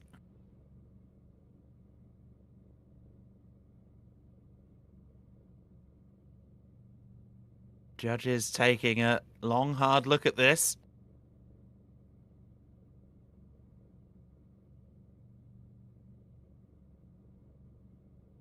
Felt to me that Kempinski was more committed to the edges of the circuit in particular.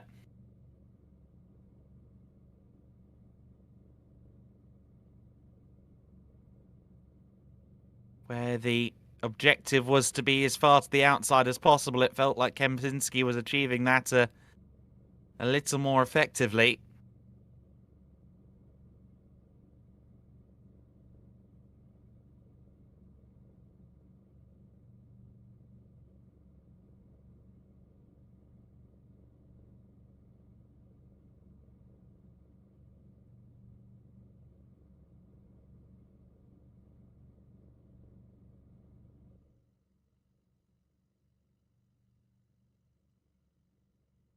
Whether they're simply conversing, whether they're re-watching the runs, I'm not sure of their process, but the decision-making ongoing.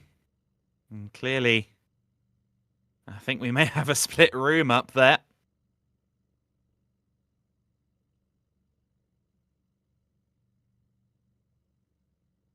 Deliberation afoot.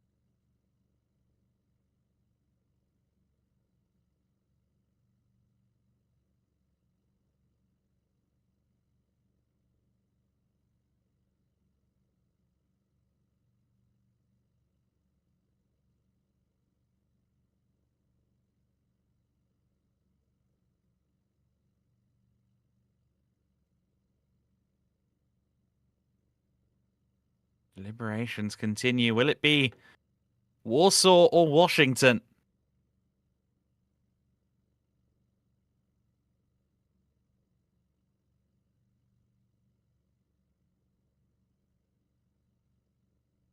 To see who's going to get the nod here to progress into the final 8, the quarterfinal.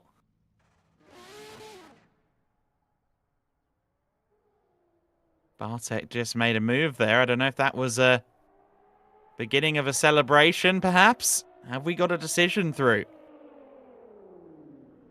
In fact, it looks like... yeah, we're going again. There were ping issues during that run, so we're going again.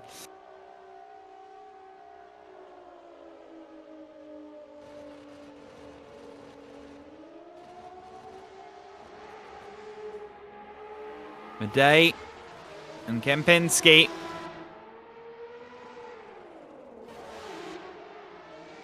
Take 2, and it's a good entry from both parties. Maybe Kempinski a little bit shallow at clip 2, and I think there was a literal clip there between the two of them. Bartek Madej, I think, made a little bit of a better run of it through the second and third apexes, particularly hitting the outside box there.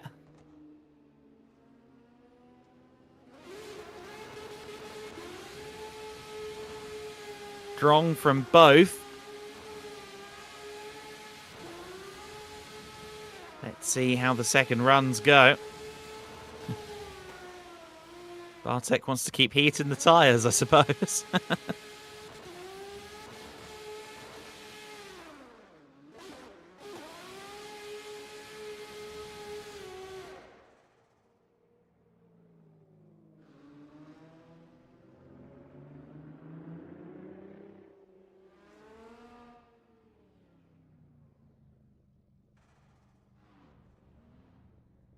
Only the one run, I'm being told, so let's see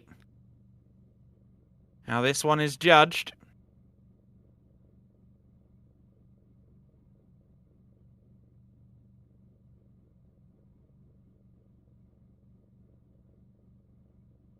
If we're basing it on that run alone, I would probably give the nod to Bartek personally.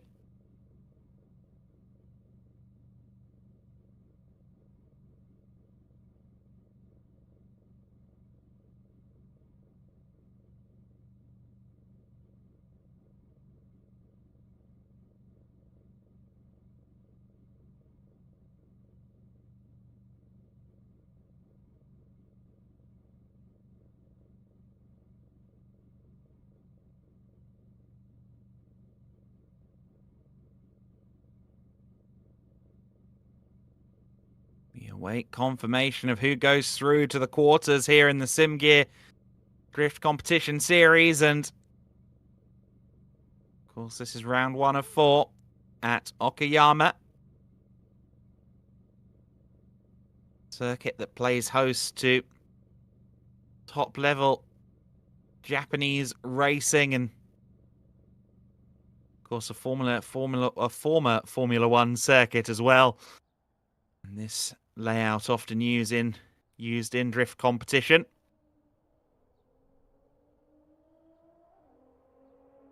Regular facility for the D1 Grand Prix.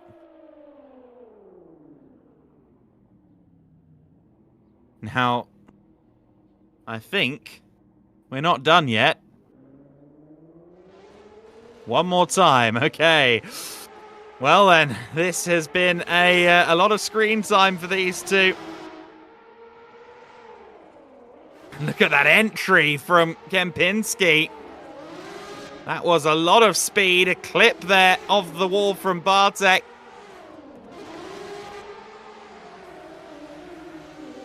Bartek a lot closer to the second of the walls. Also, I think a bit smoother through that final corner. That's a tough one to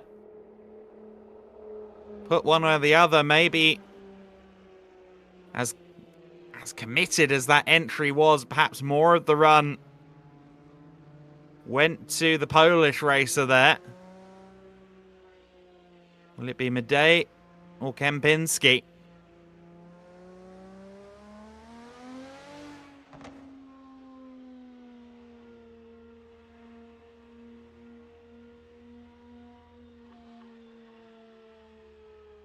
I think 4 runs is more than likely where we draw the line.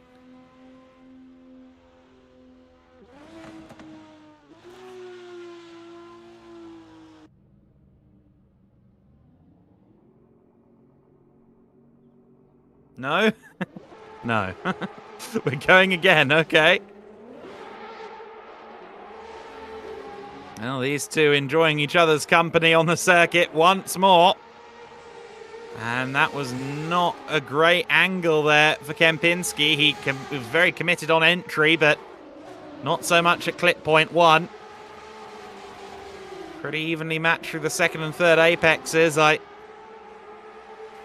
Good angle there, but perhaps better speed from Madej behind through the final corner. I think that first turn from Kempinski might work against him there.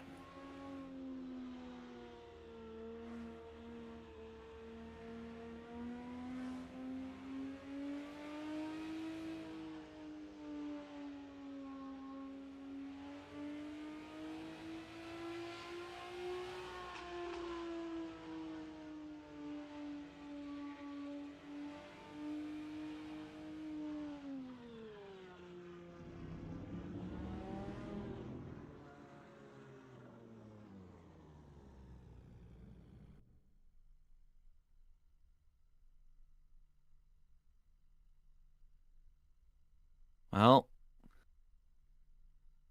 we await word. We assume 5 runs is enough.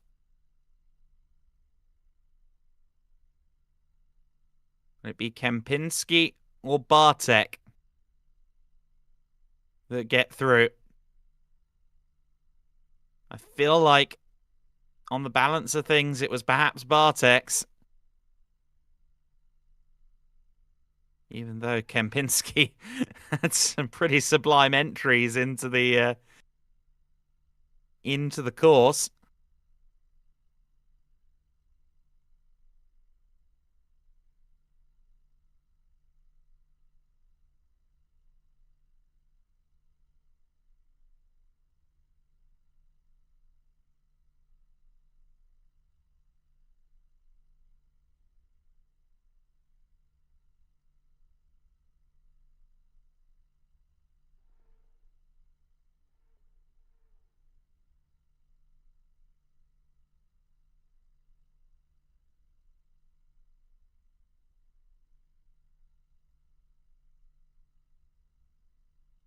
Well, the suspense is palpable.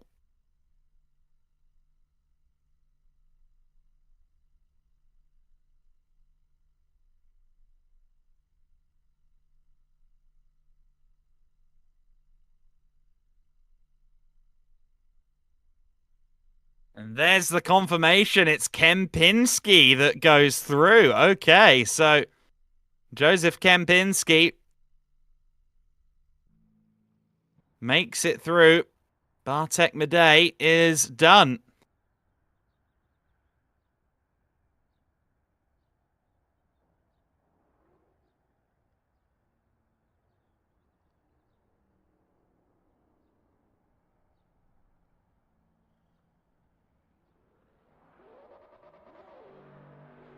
Of course, as we get further and further into the contest, the margins between these parties' performances will shrink and shrink.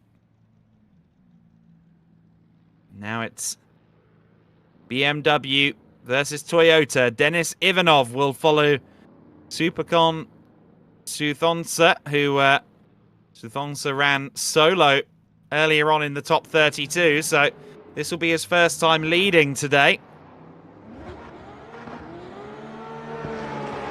Denis Ivanov, all the way back from Suthongsa early doors, and it was a little bit uncoordinated from all parties there. Suthongsa very shallow on entry, and Ivanov very shallow on entry there, and I feel like Ivanov just didn't have control for most of that run. Came in a couple of car lengths behind the 86 and felt like he was trying to play catch-up from there.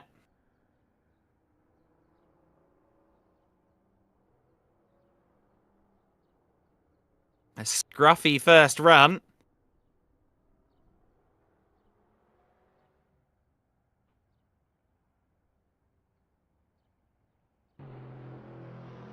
See how the dynamic shifts then with Ivanov as our leader.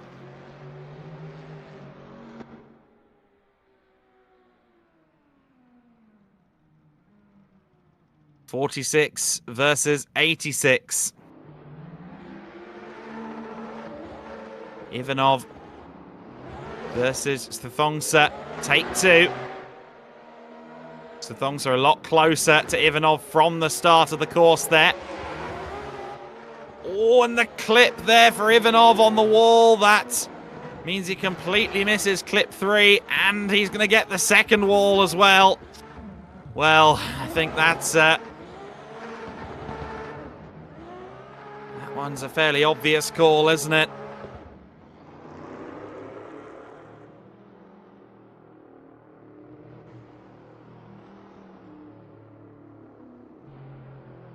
Ivanov with 2 wall tags there, both of which were certainly not minor. Unsettled himself with each of them and putting on a show through the final sector while we await confirmation.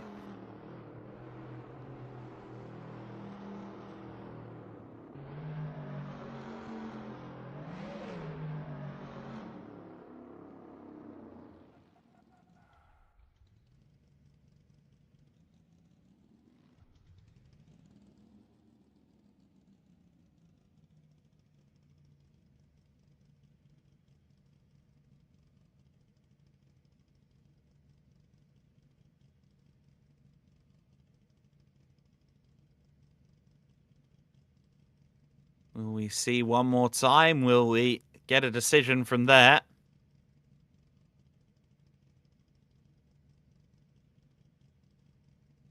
The consensus in the stands is, Ivanov is back at the... Thonga is back at the start line. And here comes Denis Ivanov. So it looks like the one more time has been called.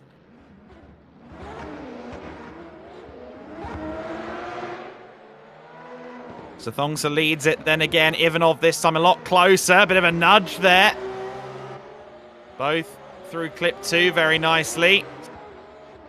BMW doesn't look like it's quite rotating as well as the 86 through the approach to the second apex.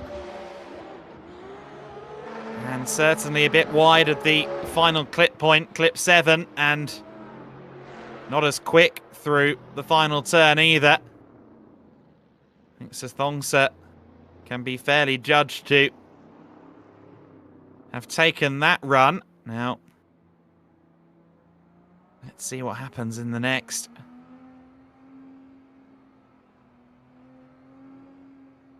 Disappointed, by the way, in the lack of BRAP in this. RX-7 when?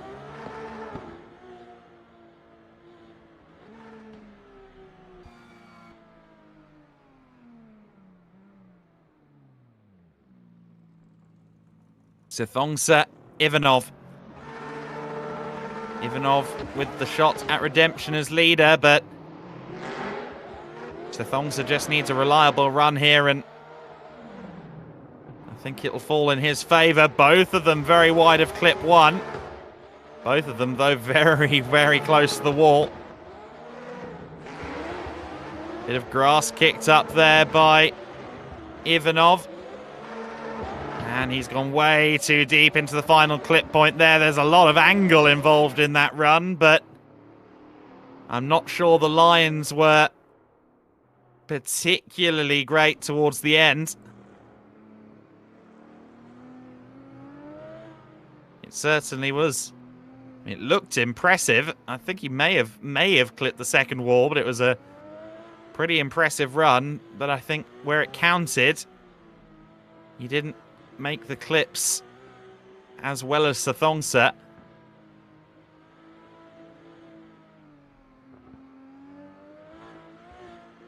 But of course, this is reckless speculation.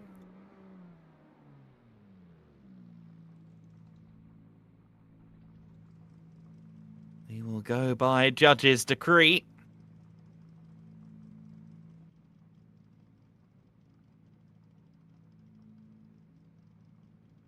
Oh, neons. Very good.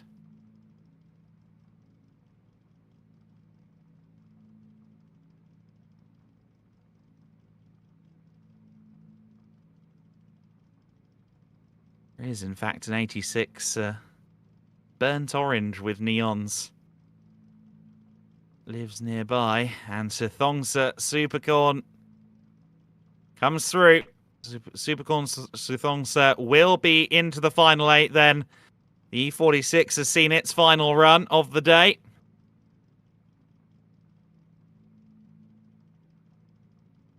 Good effort from Ivanov, but the control always looked to be in favour of Thonga. The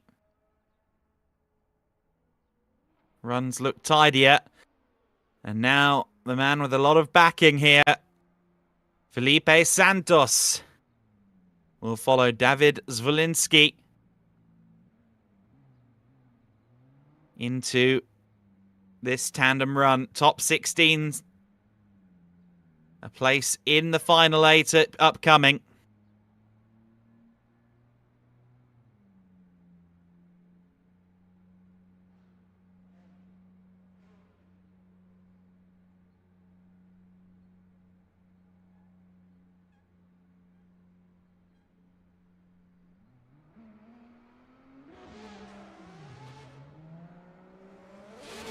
So then, Santos versus the bewinged car of Zalinski. Santos are very, very good on clip 1, but not quite as close to the wall at the second. A little bit more of an extreme run here from Zalinski, but he's clipping each of the points very nicely. Santos put in a solid effort there, but I think that one would be more in Zalinski's favour. Zalinski was spending more of the time teasing the edge of the circuit, particularly from about clip 3 onwards.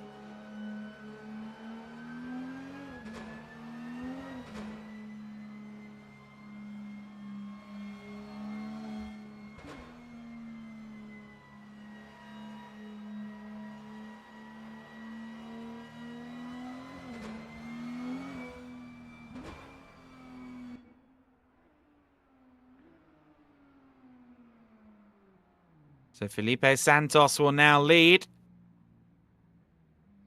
What can David Zalinski do?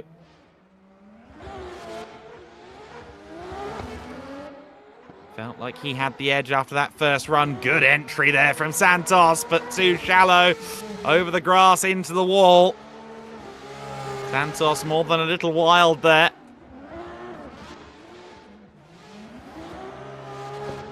Both good through clip 4, clip 5, I'd say. Very close there at the end, Zalinski. Exchanging door mirror paint at the end there. I would think that one might end up in Zalinski's favour. We'll see.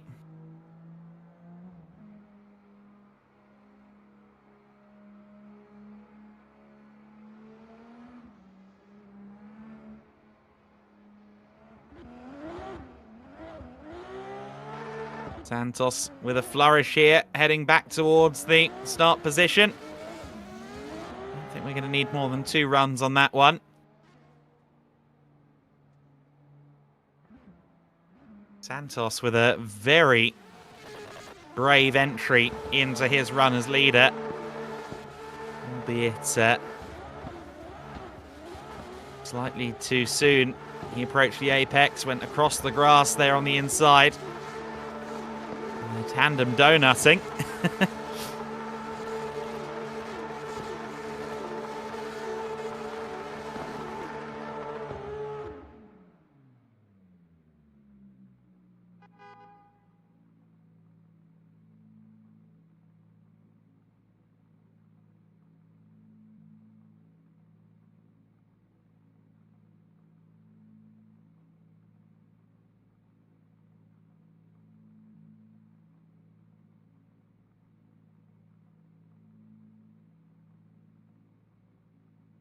Decision pending then. Again, being judged on combination of line, angle, and style. The line is weighed heavier, and sure enough, David Zalinski has come out on top there. Not terribly surprised with that, but it was a good showing from Santos all the same.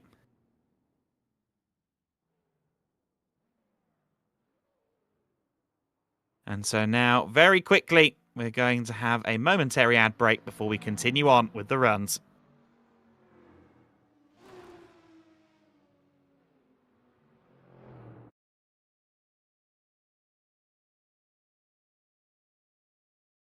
Here's a look at the bracketing as it stands.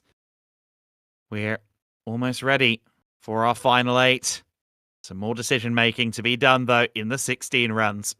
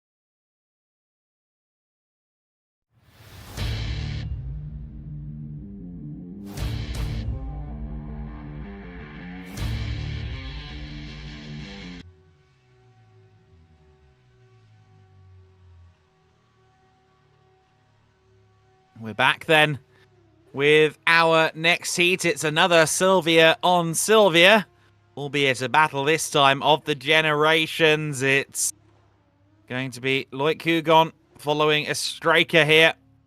Martinez Ostraka in the S13.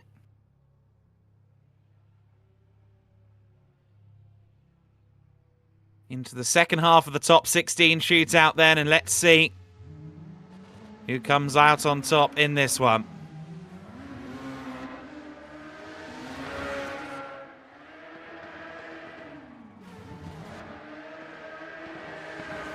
That was a very nicely executed first corner there from our leader Ostraka, but Hugon wrapping, or rather hugging the inside of the first apex. Pretty even.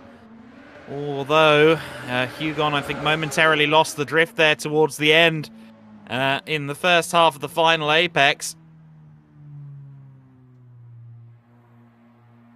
Looked like the rear axle just caught some grip there. Straightened out, and I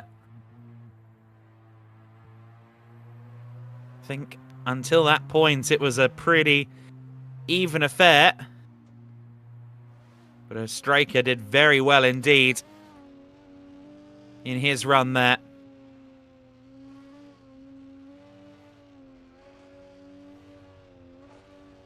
Loic Hugon then will be leading us this time.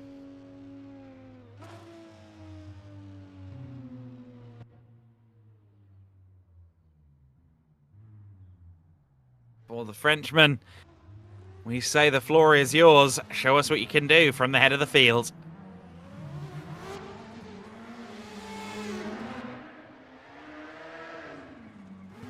Very, very committed entry there from Hugon. Very close to the wall there. The outer edge. Clip 2 and close again at clip 5 as well. Clip 7 is the final apex, and Ostraka was nice and close there.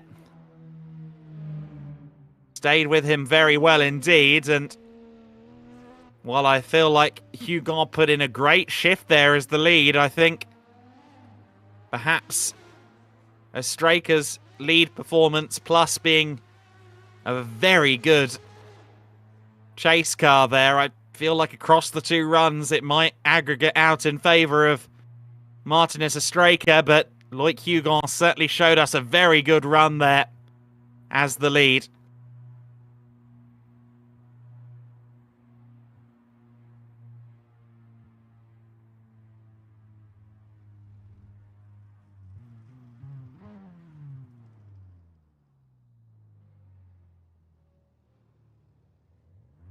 We wait for confirmation then as to who progresses into the 8.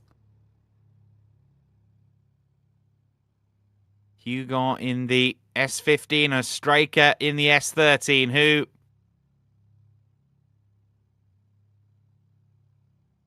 will it go in favour of? It goes in favour of Ostraka.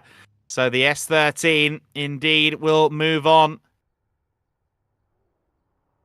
Was a very impressive run as lead from Hugon. All credit to him.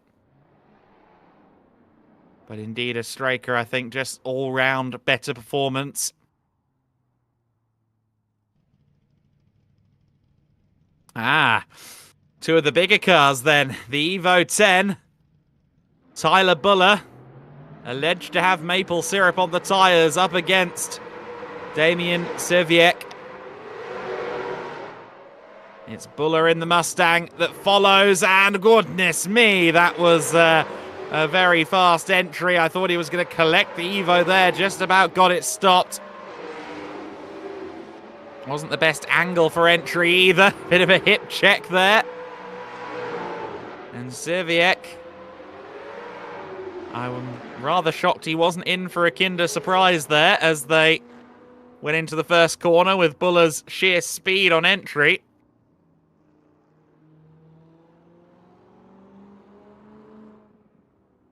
I think all told, Cesic might have the edge on that first run. The angle of attack a little bit lacking from Bulla on a couple of instances there.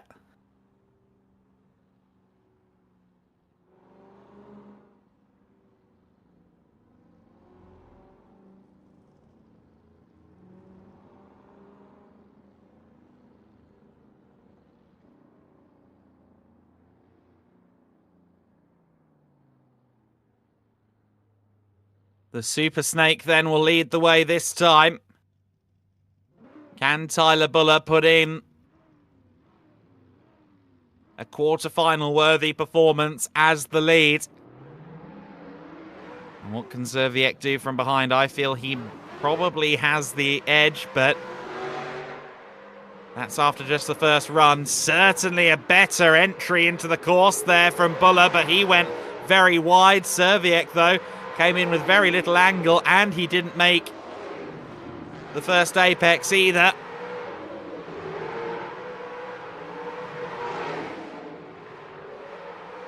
And a bit of a nudge there as they go across the line. Oh, I don't know. I feel like the drift initiated very late there by Cesic in the Evo 10. Bulla was very committed going into the first clip point, but he was rather wide of the first clip point, not that the Evo got much closer. Both of them were brave up against the wall, though. And I'd say it was a good run from both from there on. Perhaps weighed slightly in favour of Bulla in that second run. There was one factor that would maybe tilt me towards Bulla going through, it would be Cesic's entry into his chase run. As they tandem drift. Awesome shot. We await a decision.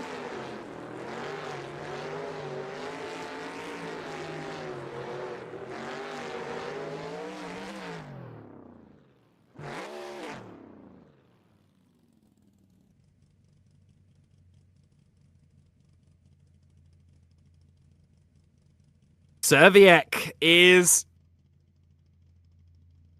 through, and as the car reveals itself to be a descendant of Herbie the Love Bug, Cesic has been judged to go through.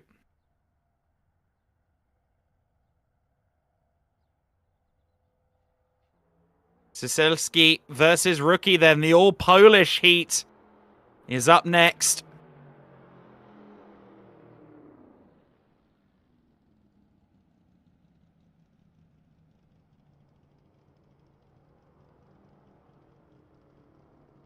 Some shock and horror.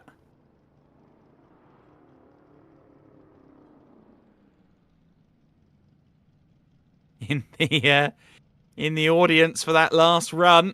Let's see what happens, though, among the Polish drivers. Rookie versus Cilski.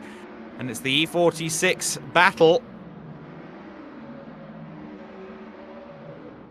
Cilski will lead them then on this first run.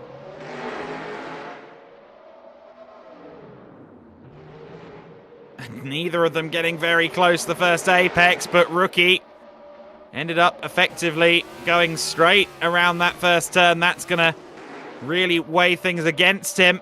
Cilski more committed as well to clip 5 on the exit. Or at the second wall to make it easier.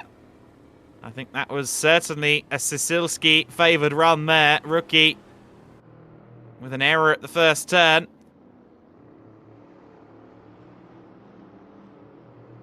Rookie now on the back foot. Sylvester's going to have to hope for something to fall his way here in the second run, taking over as leader.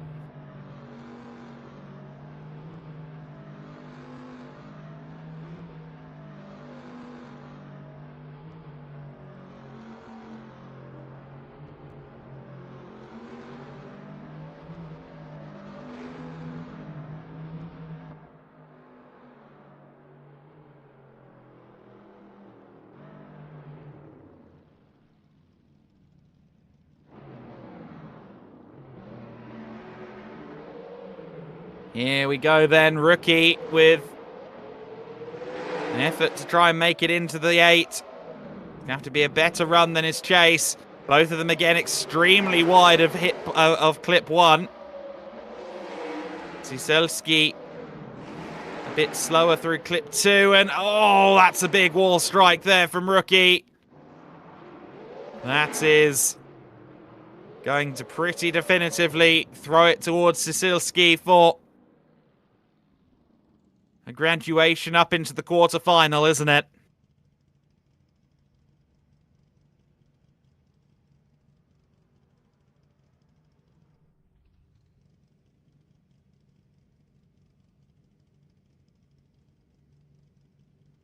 Let's await the decision. I can't imagine there will be an excess of deliberation here.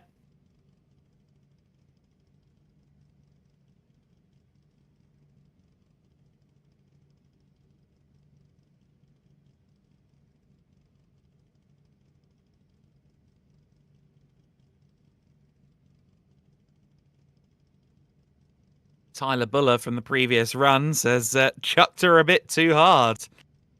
So I think that entry, maybe as spectacular as it was judged to be a little bit too spicy on that occasion.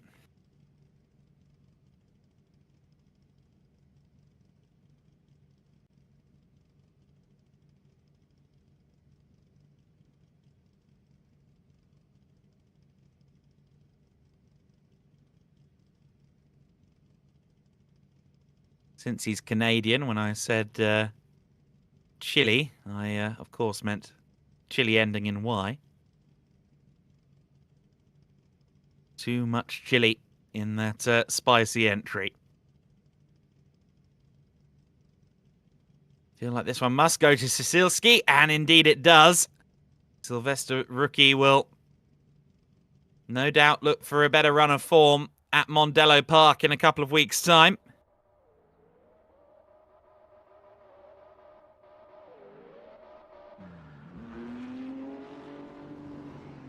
Paulius Cunis up against Jose Duran. Supra versus Evo.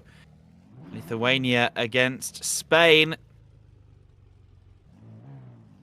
Coming towards the end now of our top 16 runs.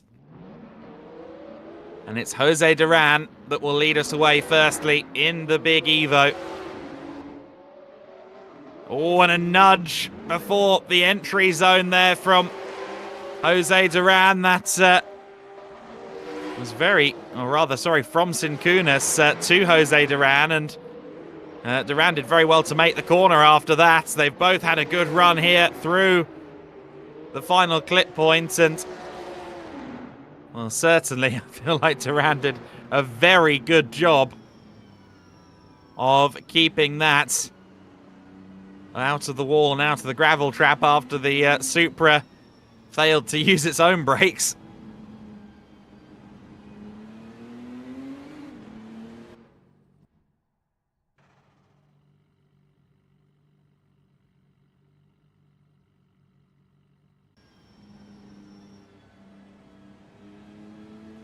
Deep breath, here goes. It's time for the second run. Once they were into the course itself, it felt pretty even there. To my granted untrained eye, but let's see how the second run develops here then. How does this one play out? It's going to be Cunis that leads it. Duran a bit quicker there through clip 1. A bit closer, I feel, there through the approach to clip 5, but he's very, very wide. I thought he was going to get the wall there. Instead, he pretty much nails it through 6. And that was a very close and pretty edge-of-seat run there from Jose Duran. That's an interesting one. I'd maybe weigh that in favour of Duran, all told.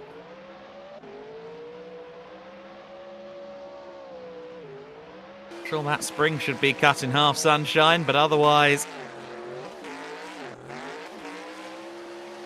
A very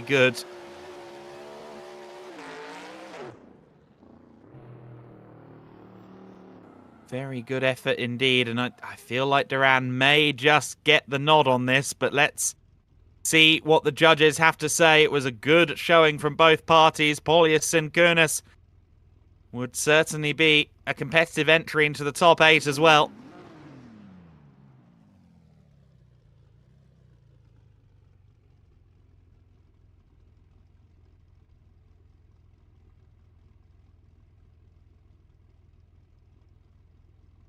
Will it be Evo or Supra that goes through? Memory serves, they're the last remaining of each model. Not that it matters, but flying the flag for their car.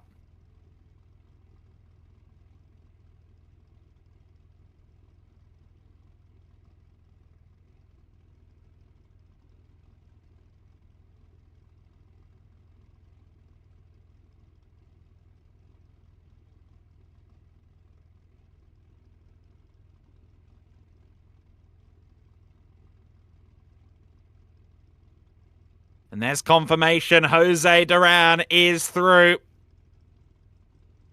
Was the way I felt it might go.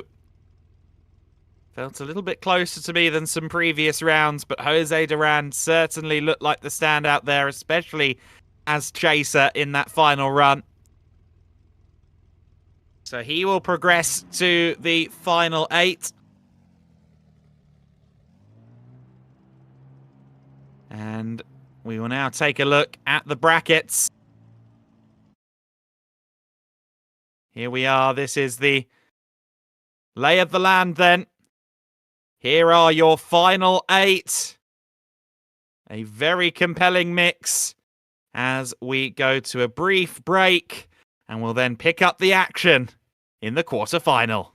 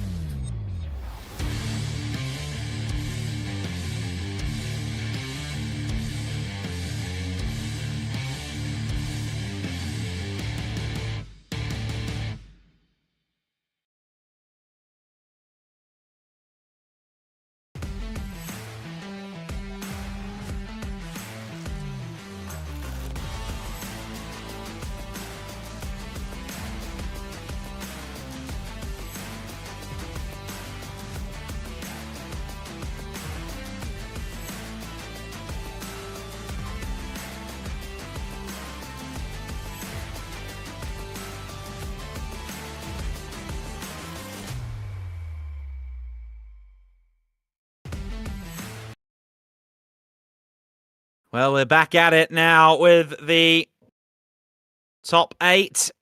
And we have a very compelling 8. We're going to start off with Bilic alongside the American competitor. It'll be Joseph versus Yakov in at the first of these quarterfinals, these top 8s. Place your bets now. Who's going to get through into the final 4? This is going to be closely contested. I personally have been very impressed by Thonga at times in this event in his red 86. We're at a stage now where any of these guys could do it. Joseph Kempinski then against Yakov Bilic. And it will be the Croatian that leads them away for the first run of this top 8.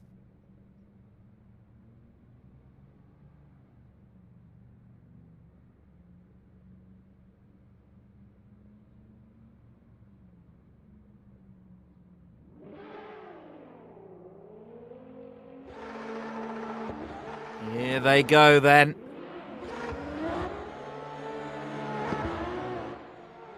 Bilic.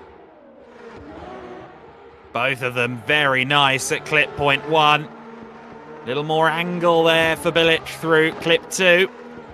But both of them very synchronized there. And a little bit of a tap from Kempinski. I think Bilic may just have the edge in that, but a very closely fought run there. Kempinski a lot more committed there at clip 4 into clip 5, but I think he may have just been edged there by Bilic, who had some more angle there. Seemed to be just slightly more adhering to the specified line, but that was a really good run. One of the best runs we've seen so far, in my view. Let's see how it changes with the lead swapped.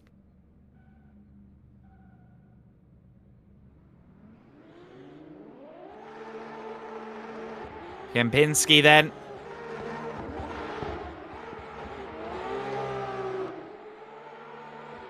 Sets the standard this time. Both again getting clip 1 absolutely perfect. Full commitment from both parties through the first turn. A bit wide there from Bilic, and then subsequently I think just overcorrecting there to avoid the wall. He was a bit shallow into clip 6. That wasn't the best second half of that run from the Sylvia driver to me. That's a hard call, I think. Maybe Kempinski a little more consistent across the 2. I mean, I was very impressed by Bilic's runner's lead.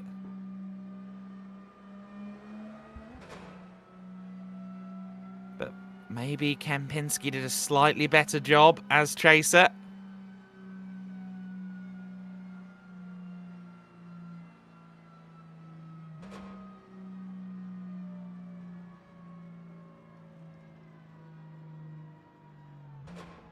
We'll see which way the decision falls. Will it be Yakov Bilic or Joseph Kempinski that goes through into the round of 4?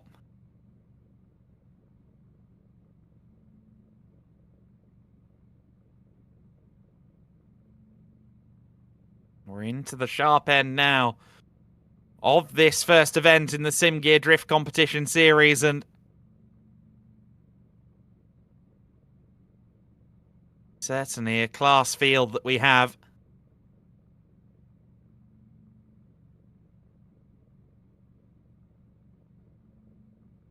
Maybe Bilic or Kempinski.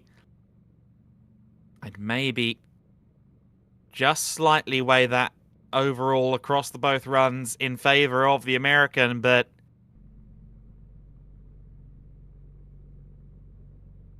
both of them showed great class. I loved both of their entries. And their run through clips 1 and 2 on both runs, both of them were absolutely on it.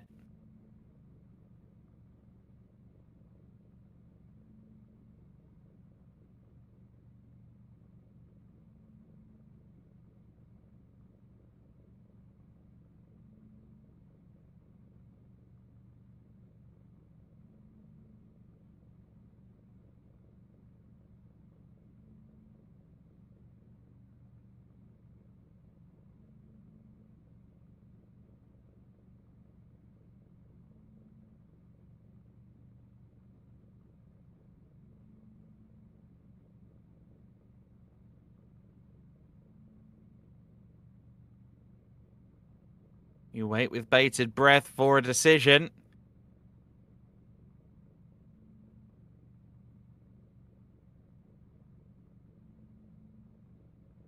Can it be the Sylvia or the Fair Lady? It's the Fair Lady, Kempinski. It falls in his favor. I think his performance as chaser was the defining factor there.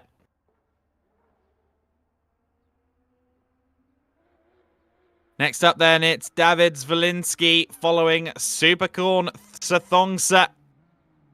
In fact, it's the other way round. It's going to be Zalinski that chases then.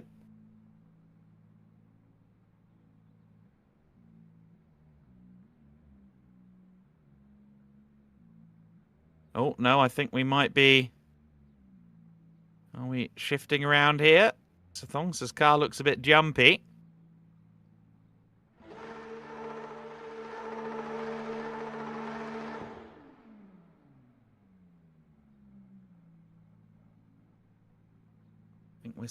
No, we are going to, I think, swap around to the original intent. So Thonga.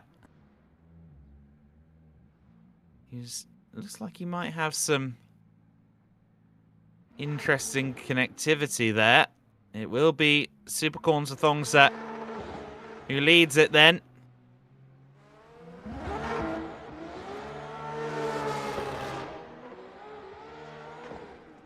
Here they go. It's a close fought run through the first corners. Zalinski tagging Thonga there. A bit spirited there from Zalinski. Although Thonga was maybe a little bit slow rather than Zalinski being fast. It's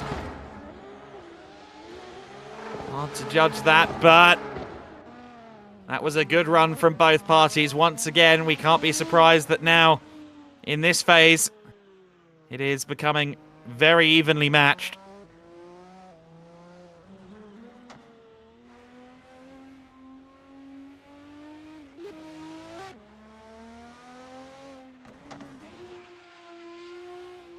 I think maybe there Supercorn had it.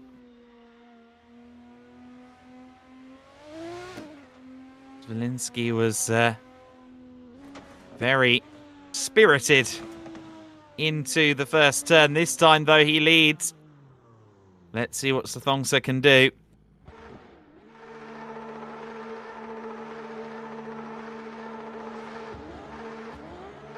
Thonga's had some very impressive runs as the chase driver so far today. Both of them a little bit wide at clip 1. Bit more angle there from Zalinski. Big old angle of attack from him. Very smooth through the latter half. Zalinski did very well as the leader there. The smoothness through clips 4 through 7.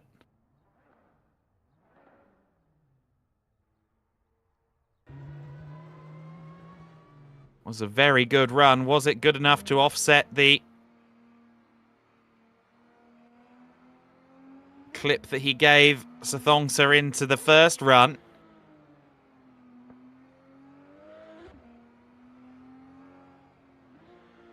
That's going to be another tough decision for our judges to mull over.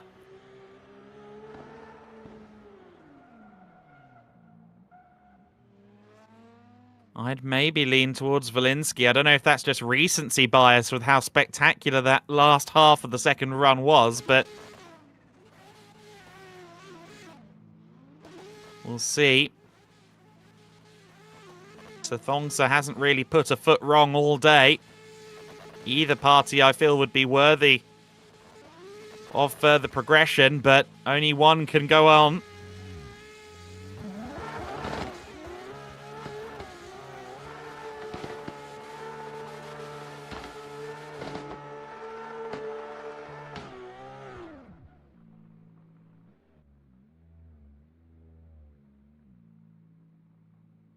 Here we go. Do we have information coming in? Will it be Thonga or Zalinski that progresses into the final four?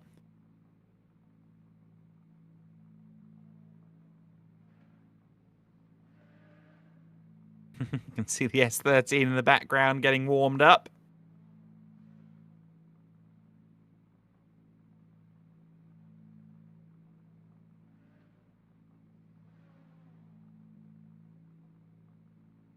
It's a tense moment here. Will it be the Polish racer or the Thai competitor that gets through it? Zalinski. Zalinski makes it work there.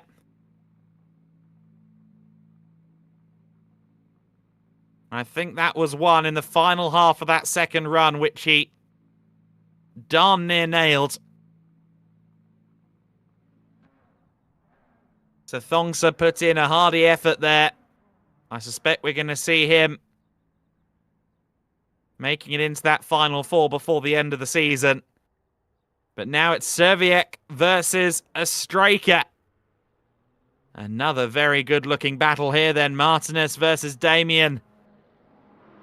Sylvia versus Evo. 90s versus 2000s. In fact, late 80s versus 2000. Better part of 20 years separating these cars. The Evo 8, of course, launched in 2008. Here we go. A striker then leading them. And look at that angle going in. A striker. Brilliant through clip 1, 2, and 3. Right on the edge of the circuit through 3 and 4.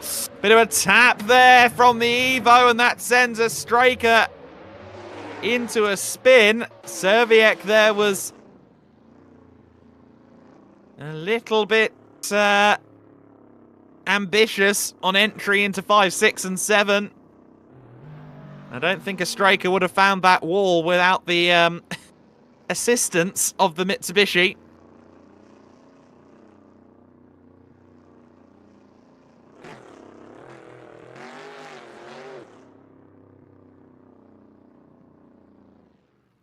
Well, that was... I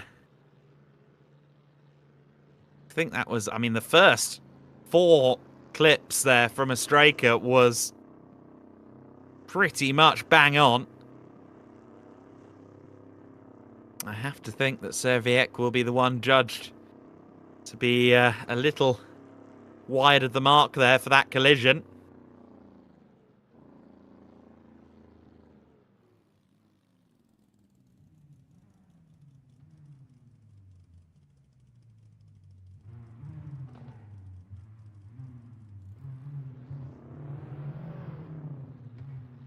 This time it will be Cesic leading. They're underway for a spot in the final 4. And Cesic a bit close to the apex there at clip 1. Both very nice through 3 and 4. A lot more committed from a speed perspective there from a striker, but Cesic, I think, was a bit closer to the wall. He drifted out a bit too wide, though, at the final clip on exit. It was a good run from both parties. A striker was very close to the Evo. all throughout that run.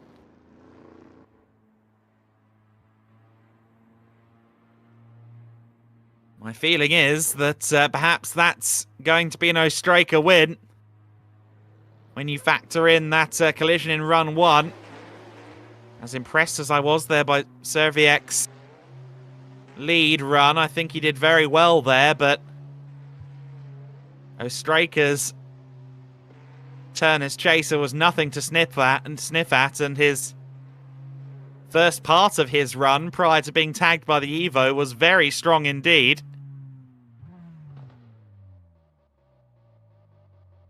We now await the decision.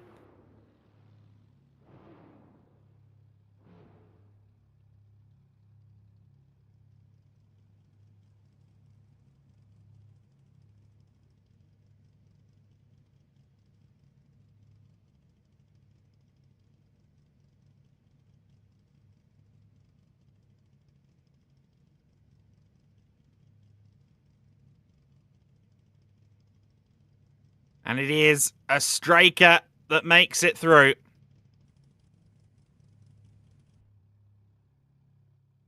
Martinez, a striker in the S13, has done it. Serviek for the Sion Hawkey Drift team put in a good effort, but I don't think he'd contest that. A good effort from the Brit. He will move on into the final 4.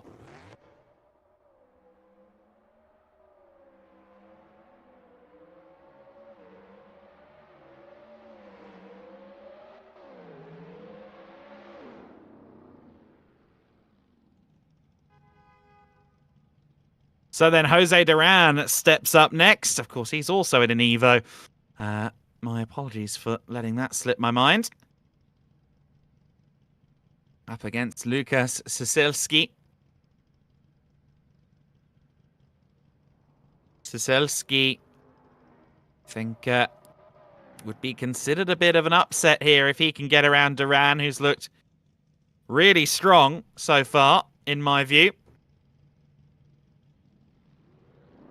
Cilski's last run with the sister BMW was a little bit scruffy. Let's see what he can do this time up against the big Mitsu.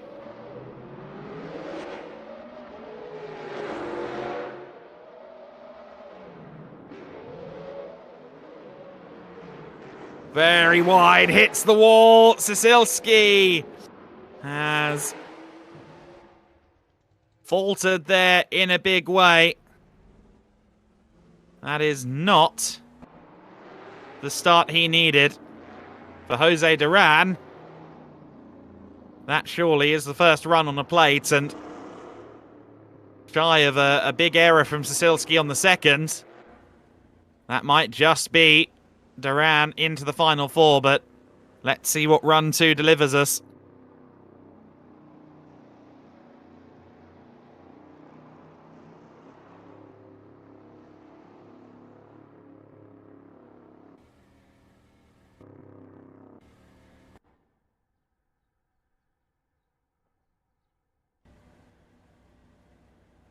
Oh, looks like so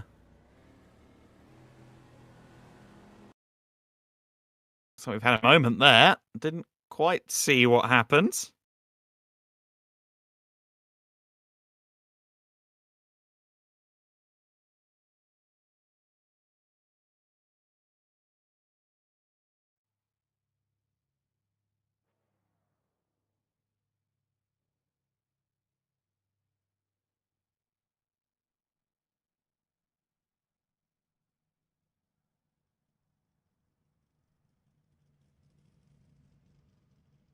Well, we back an object into place. We're underway then. Jose Duran will lead run number 2.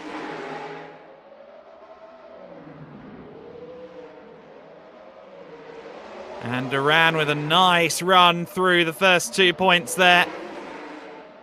Oh, and Cilski again, a little bit clumsy there. That surely defines this run in favour of Jose Duran. I don't think there's any disputing that. Cilski, a few errors there.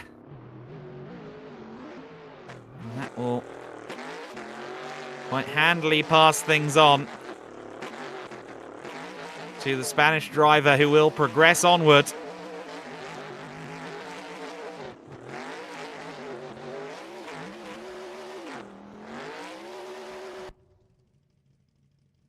Quite the final four that we're setting up here.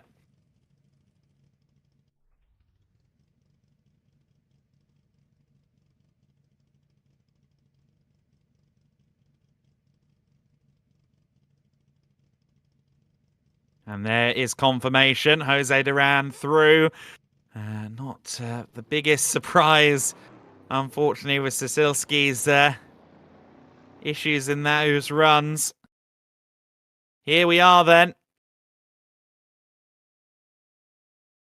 Everyone now gets to run twice more.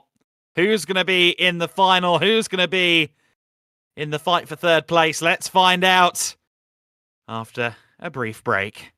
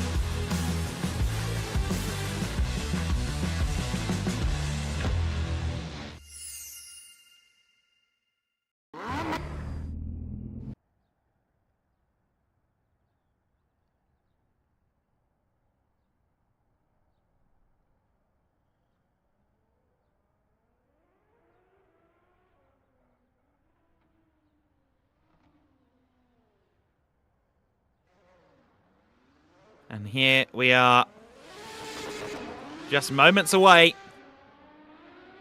from the semi-final. Just 4 more head-to-heads. The next 2 sets of competitors, only one can get through into the final, of course. The 2 that fail to make the final will determine who comes third.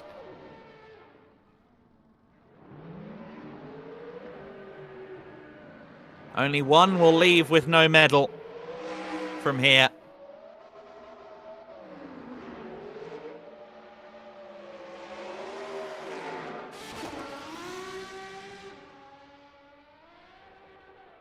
Just saw there Jose Duran, who just made it through into the finals with that last run.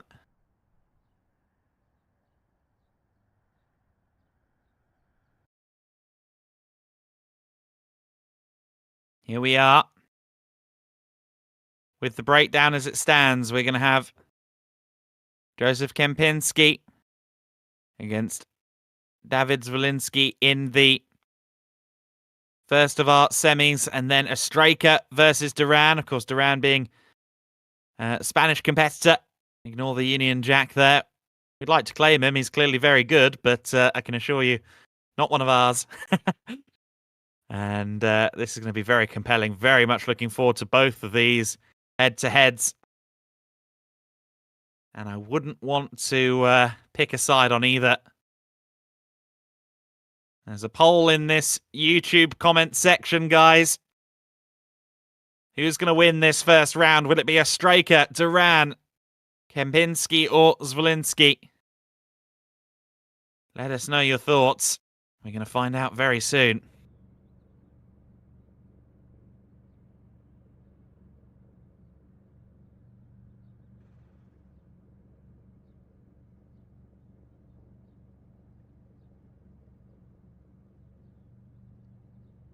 Here we go then. Zalinski versus Kempinski.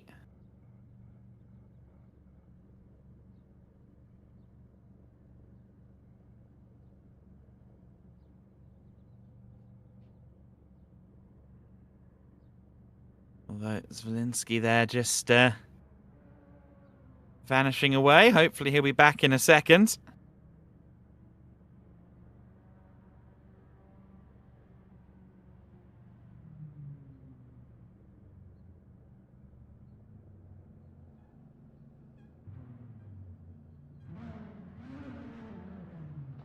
Okay, it's going to be Ostraka and Duran, is it, moving in? That's what our information is telling us. I think Zalinski may have had a moment here. So it looks like the Nissan Z is going to be politely asked to move along, or are we going to have Ostraka against Kempinski? That's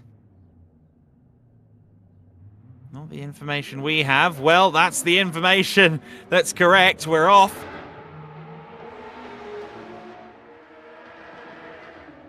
Kempinski versus Ostraka. Kempinski that leads it. Nice angle there through clip 2. Both of these guys running very well indeed. Super close together through clip 5, clip 6. But a striker a little tidier there at the end of the run. I think Kempinski there with a little bit of an excess of speed coming out of the clip 6 into clip 7, the final apex. Other than that, it was a great run from both parties.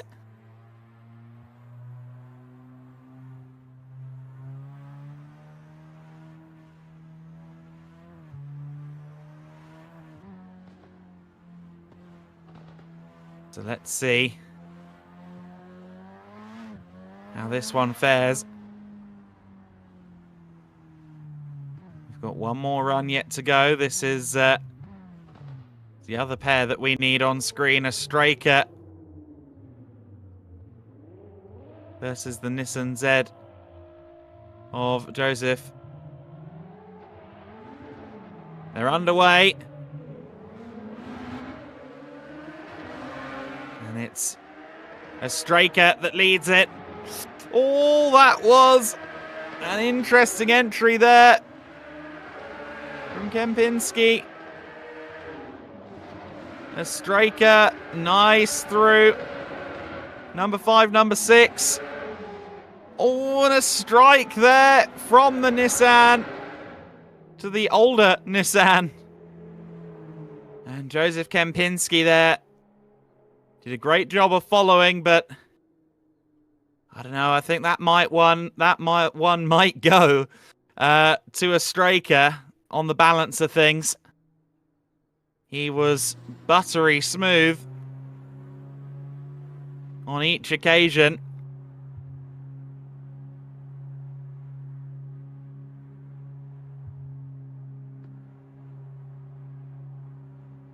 That was a very impressive entry from Kempinski into his chase run. I just think a striker might have this, but let's see what the judges make of it.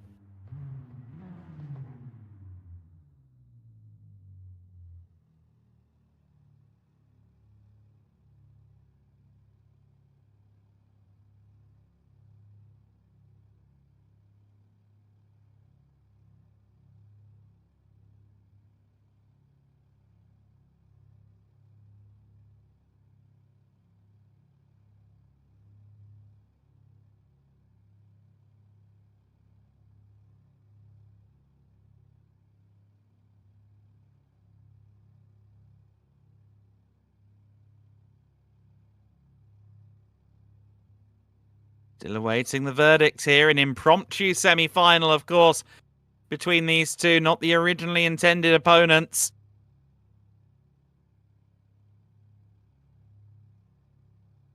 Can a striker defeat Kempinski?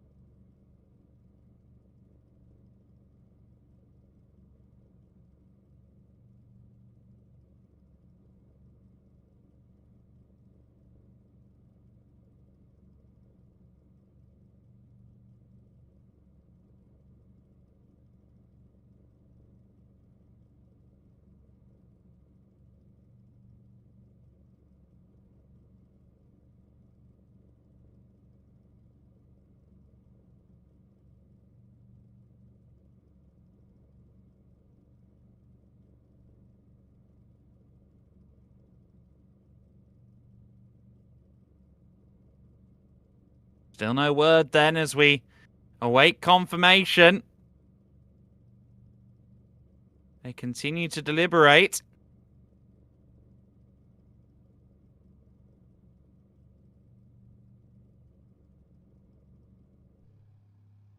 There's the striker car, the lovely little S13.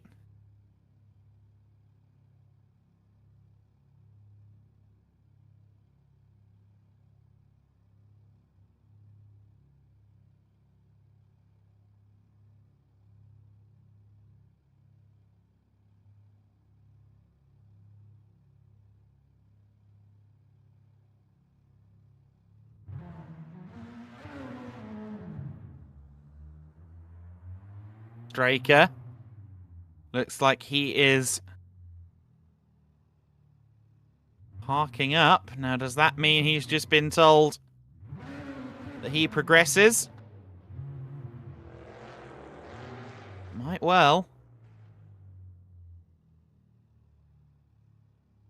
Waiting for confirmation here. A Straker does indeed go through. Kempinski then will await his opponent in the third place scrap, the bronze run. But now we move on to finding out who will be in the final between Jose Duran and Zalinski.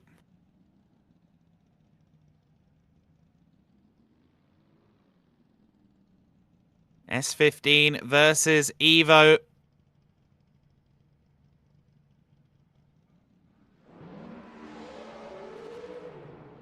And it is Duran that will follow for this first run. And it's a nice go through the first two clips for Zalinski there. Very close, though, is Jose Duran. Maybe slightly sacrificing some angle there, but great lines from both. That was a very nice run. Ballsy there from Duran. He could have reached out and opened the door on the S15. He's been opening his doors often enough after runs.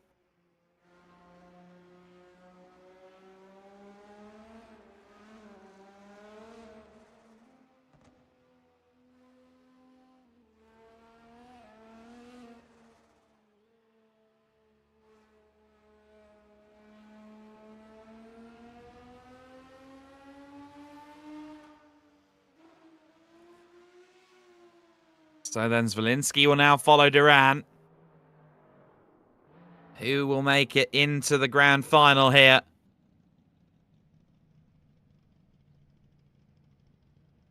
Jose Duran.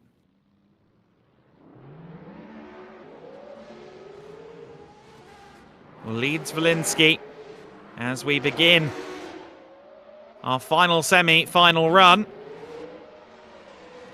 That's a nice line there from Zalinski, but a little closer and braver to the wall there at clip 2 for Duran. Oh, but it's wide for Zalinski, and that mistake is surely going to put a pin on his chances at getting into the final.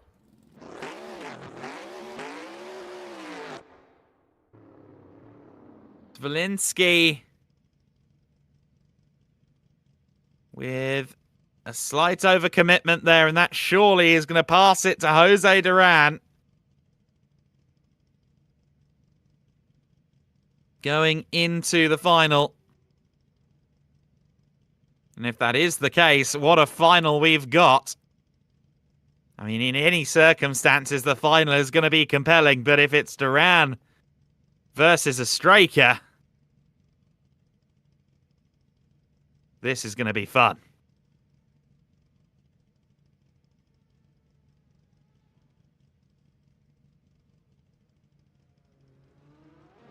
Zalinski, nonetheless, will be happy with his efforts. He can still claim a medal at the end of all this, but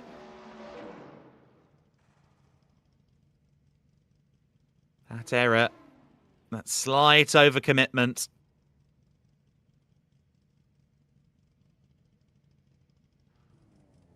is going to be the defining moment, isn't it?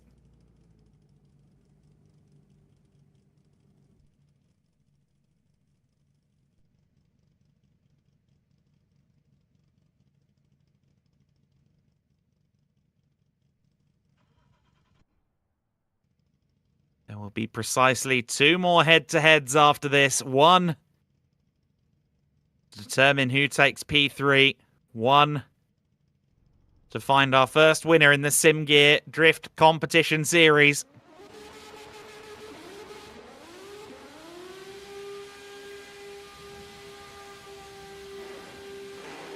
Shredding tyres on the main straight. Duran Duran sliding in around Zalinski now.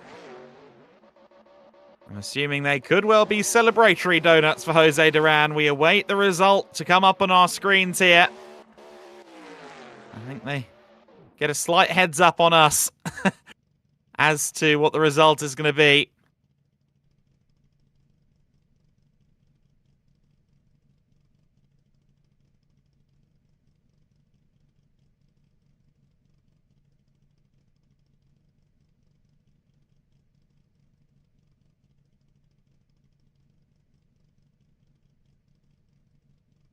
We wait with bated breath. We look up to the position of the judges. What are you thinking, guys? Line, angle, and style.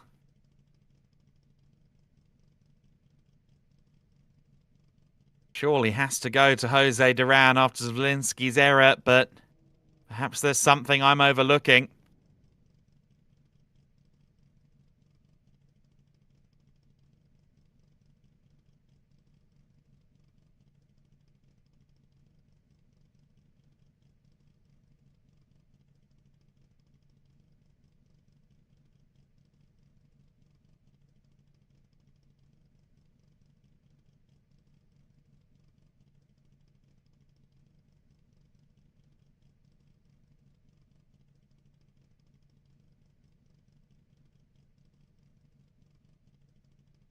Keeping us on tenterhooks for sure. I'm itching to know who's going to be in this one for the closing stanza.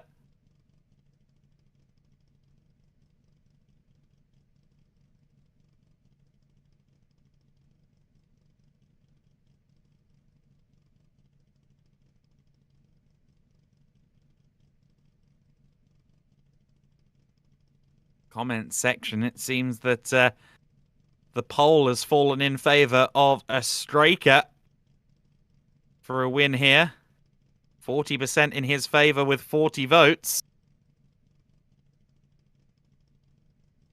Meaning a total of 16 voted for him.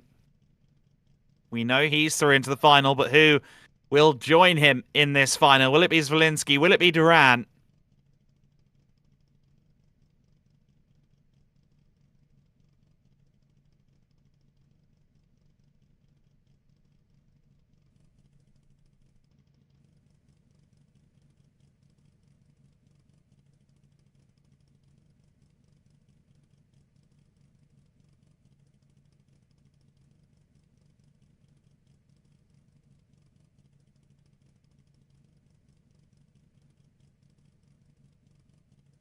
I feel like surely, given the error on that second run from Zalinski, this has to go Jose's way.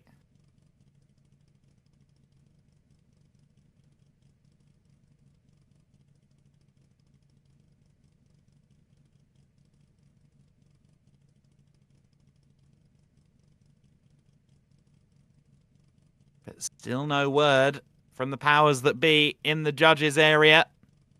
There it is. Jose Duran is confirmed as through.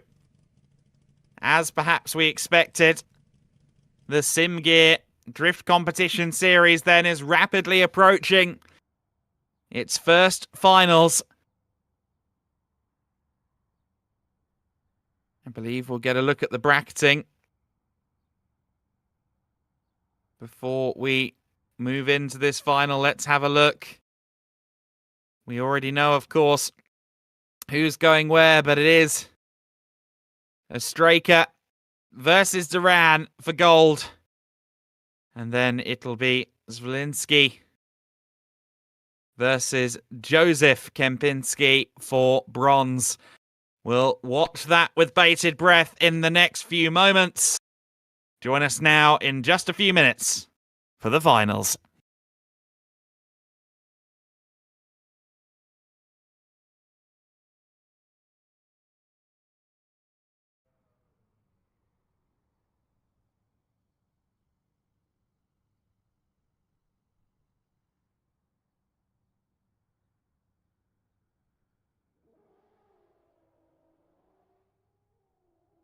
Looks like we're going to stay with this then. So here comes our run for bronze.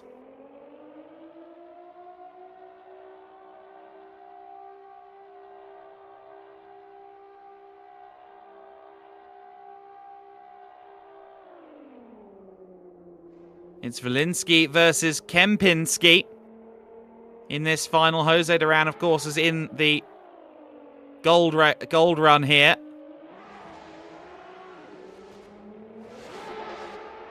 Kempinski in the Nissan Z.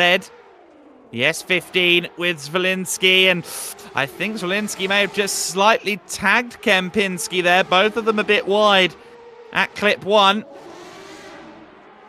A little bit of extra bravery and commitment there from Kempinski in the Z. Going through clip 4 and 5. I'd say on balance that one more than likely went to Kempinski. I think Zalinski just slightly helped him wide going into the first clip. The first apex, but perhaps that was just a trick of the angle we were using there. I'm not 100% sure. But now it'll be Kempinski chasing Zalinski as our lead. We've seen some spectacular lead runs from Zalinski in this event for sure. Who will be judged as our third best of the day? Here comes Zalinski then. Nice entry, albeit nearly a reverse entry and a bit wide there. That could work against him, although he nails clip 2. And very committed as well. Slight strike between the two cars, but very committed stuff from Zalinski through clips 4, 5, 6, and 7. Oh, that was incredibly close. That was a great run from both parties. Kempinski slightly clocked the side of the Silvia there.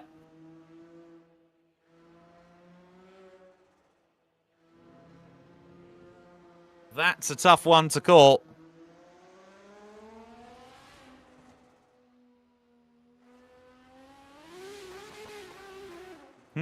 Okay, well,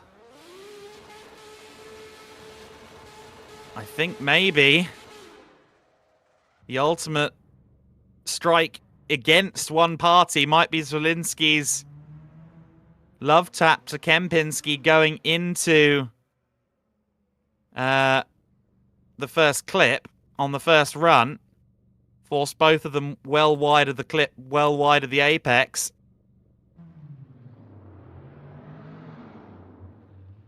Not so sure how that one's going to go. Zalinski was very committed to his lead run once again. We await that decision as we see a Straker and Duran awaiting their final. A Straker is there. This is final A. This is for all of the marbles, as it were. The gold awaits for one. Will it be heading to Spain? Will it be heading to Great Britain?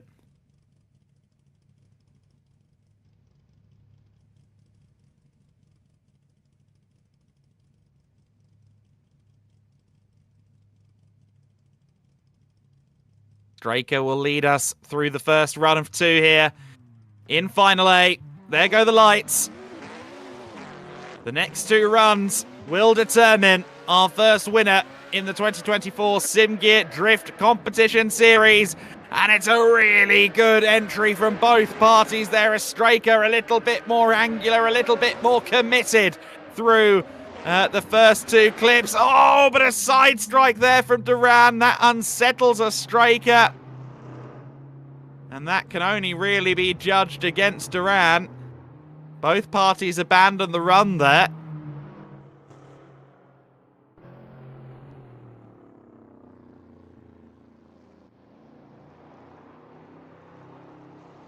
That big drama Duran overcooking it there into clip 4, clip 5.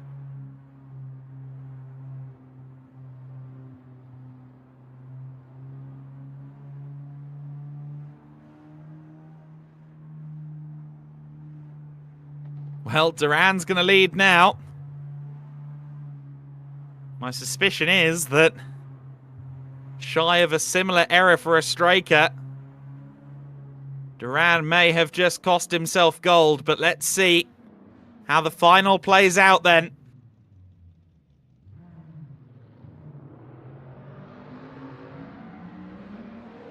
It's a striker and Duran. Duran leading in the Evo 10. Here comes a striker to follow him through what could be our very final run of the day. Duran with a nice angle on entry. A bit closer to the apex there was a striker. A bit of a, oh wow, wonderful symmetrical switching there through 3 and 4. Both of them perfectly in tandem. A beautiful run from both parties. Maybe Duran with the slight angle edge there over the course of that lead run. But Ostraka was close. Ostraka did a very good job as the pursuee in that run. And with Duran's error in the first run, I have to imagine, with such an even second run, I have to imagine that that fault in run number 1 is going to pull it to favour Ostraka in the Silvia S13. We're going to wait, of course, for formal confirmation of this result and, of course, the final B result in just a few moments here.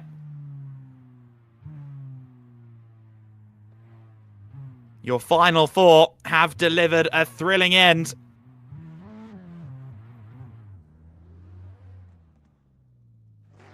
They will wait as we will wait to find out who is on top in Okayama.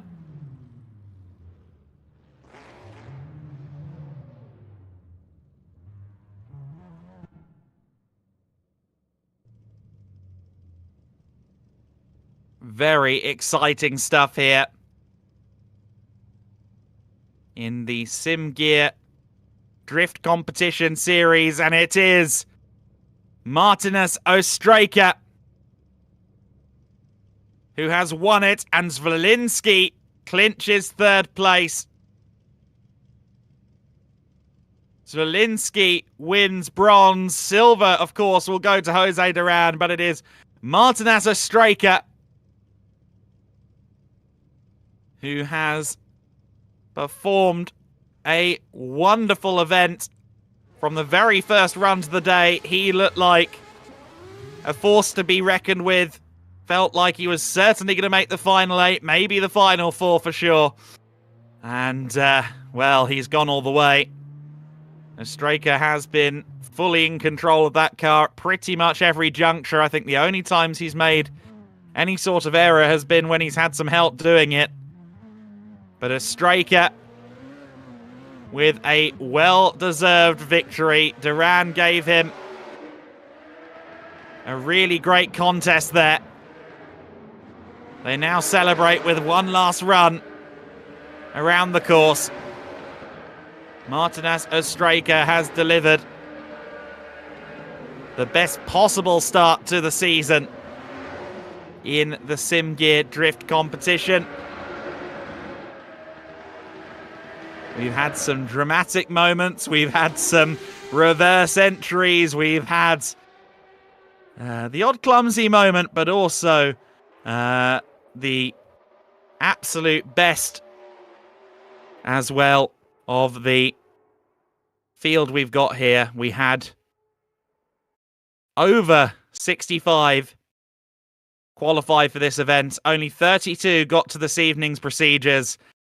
They'll get the chance to try and qualify again for our next round. That will be Mondello in Ireland, Silverstone and Portimao to come as we hit 4 fabulous destinations in the world of drifting.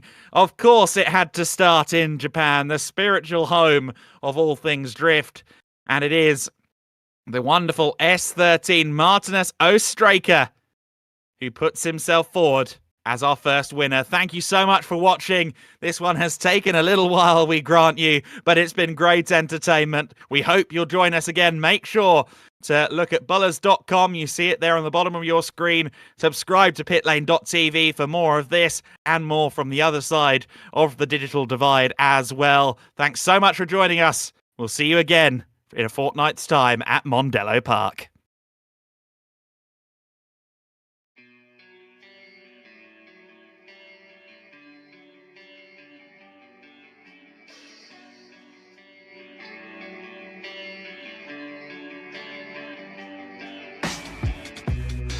Base balanza, lui da vървя напред. Да не крача на празно, да лети на тъмна клет. Да запазя баланса, да не изпестя и ред. И да не остана на краса, в тъпа от врагове. Да запазя баланса, lui да вървя напред. Да не крача на празно, да лети на тъмна клет. Да запазя баланса, да не изпестя и ред. И да не остана на краса, в тъпа от врагове. Ти си това, на което се правиш. Така че внимавай какво е. Никой не чете финалният ти надпис, освен камък от хората остава спомен. Не понякога някой с теб е бил откровен и непресторен. Да носи запази това, независимо дали е бил приятел или опонент.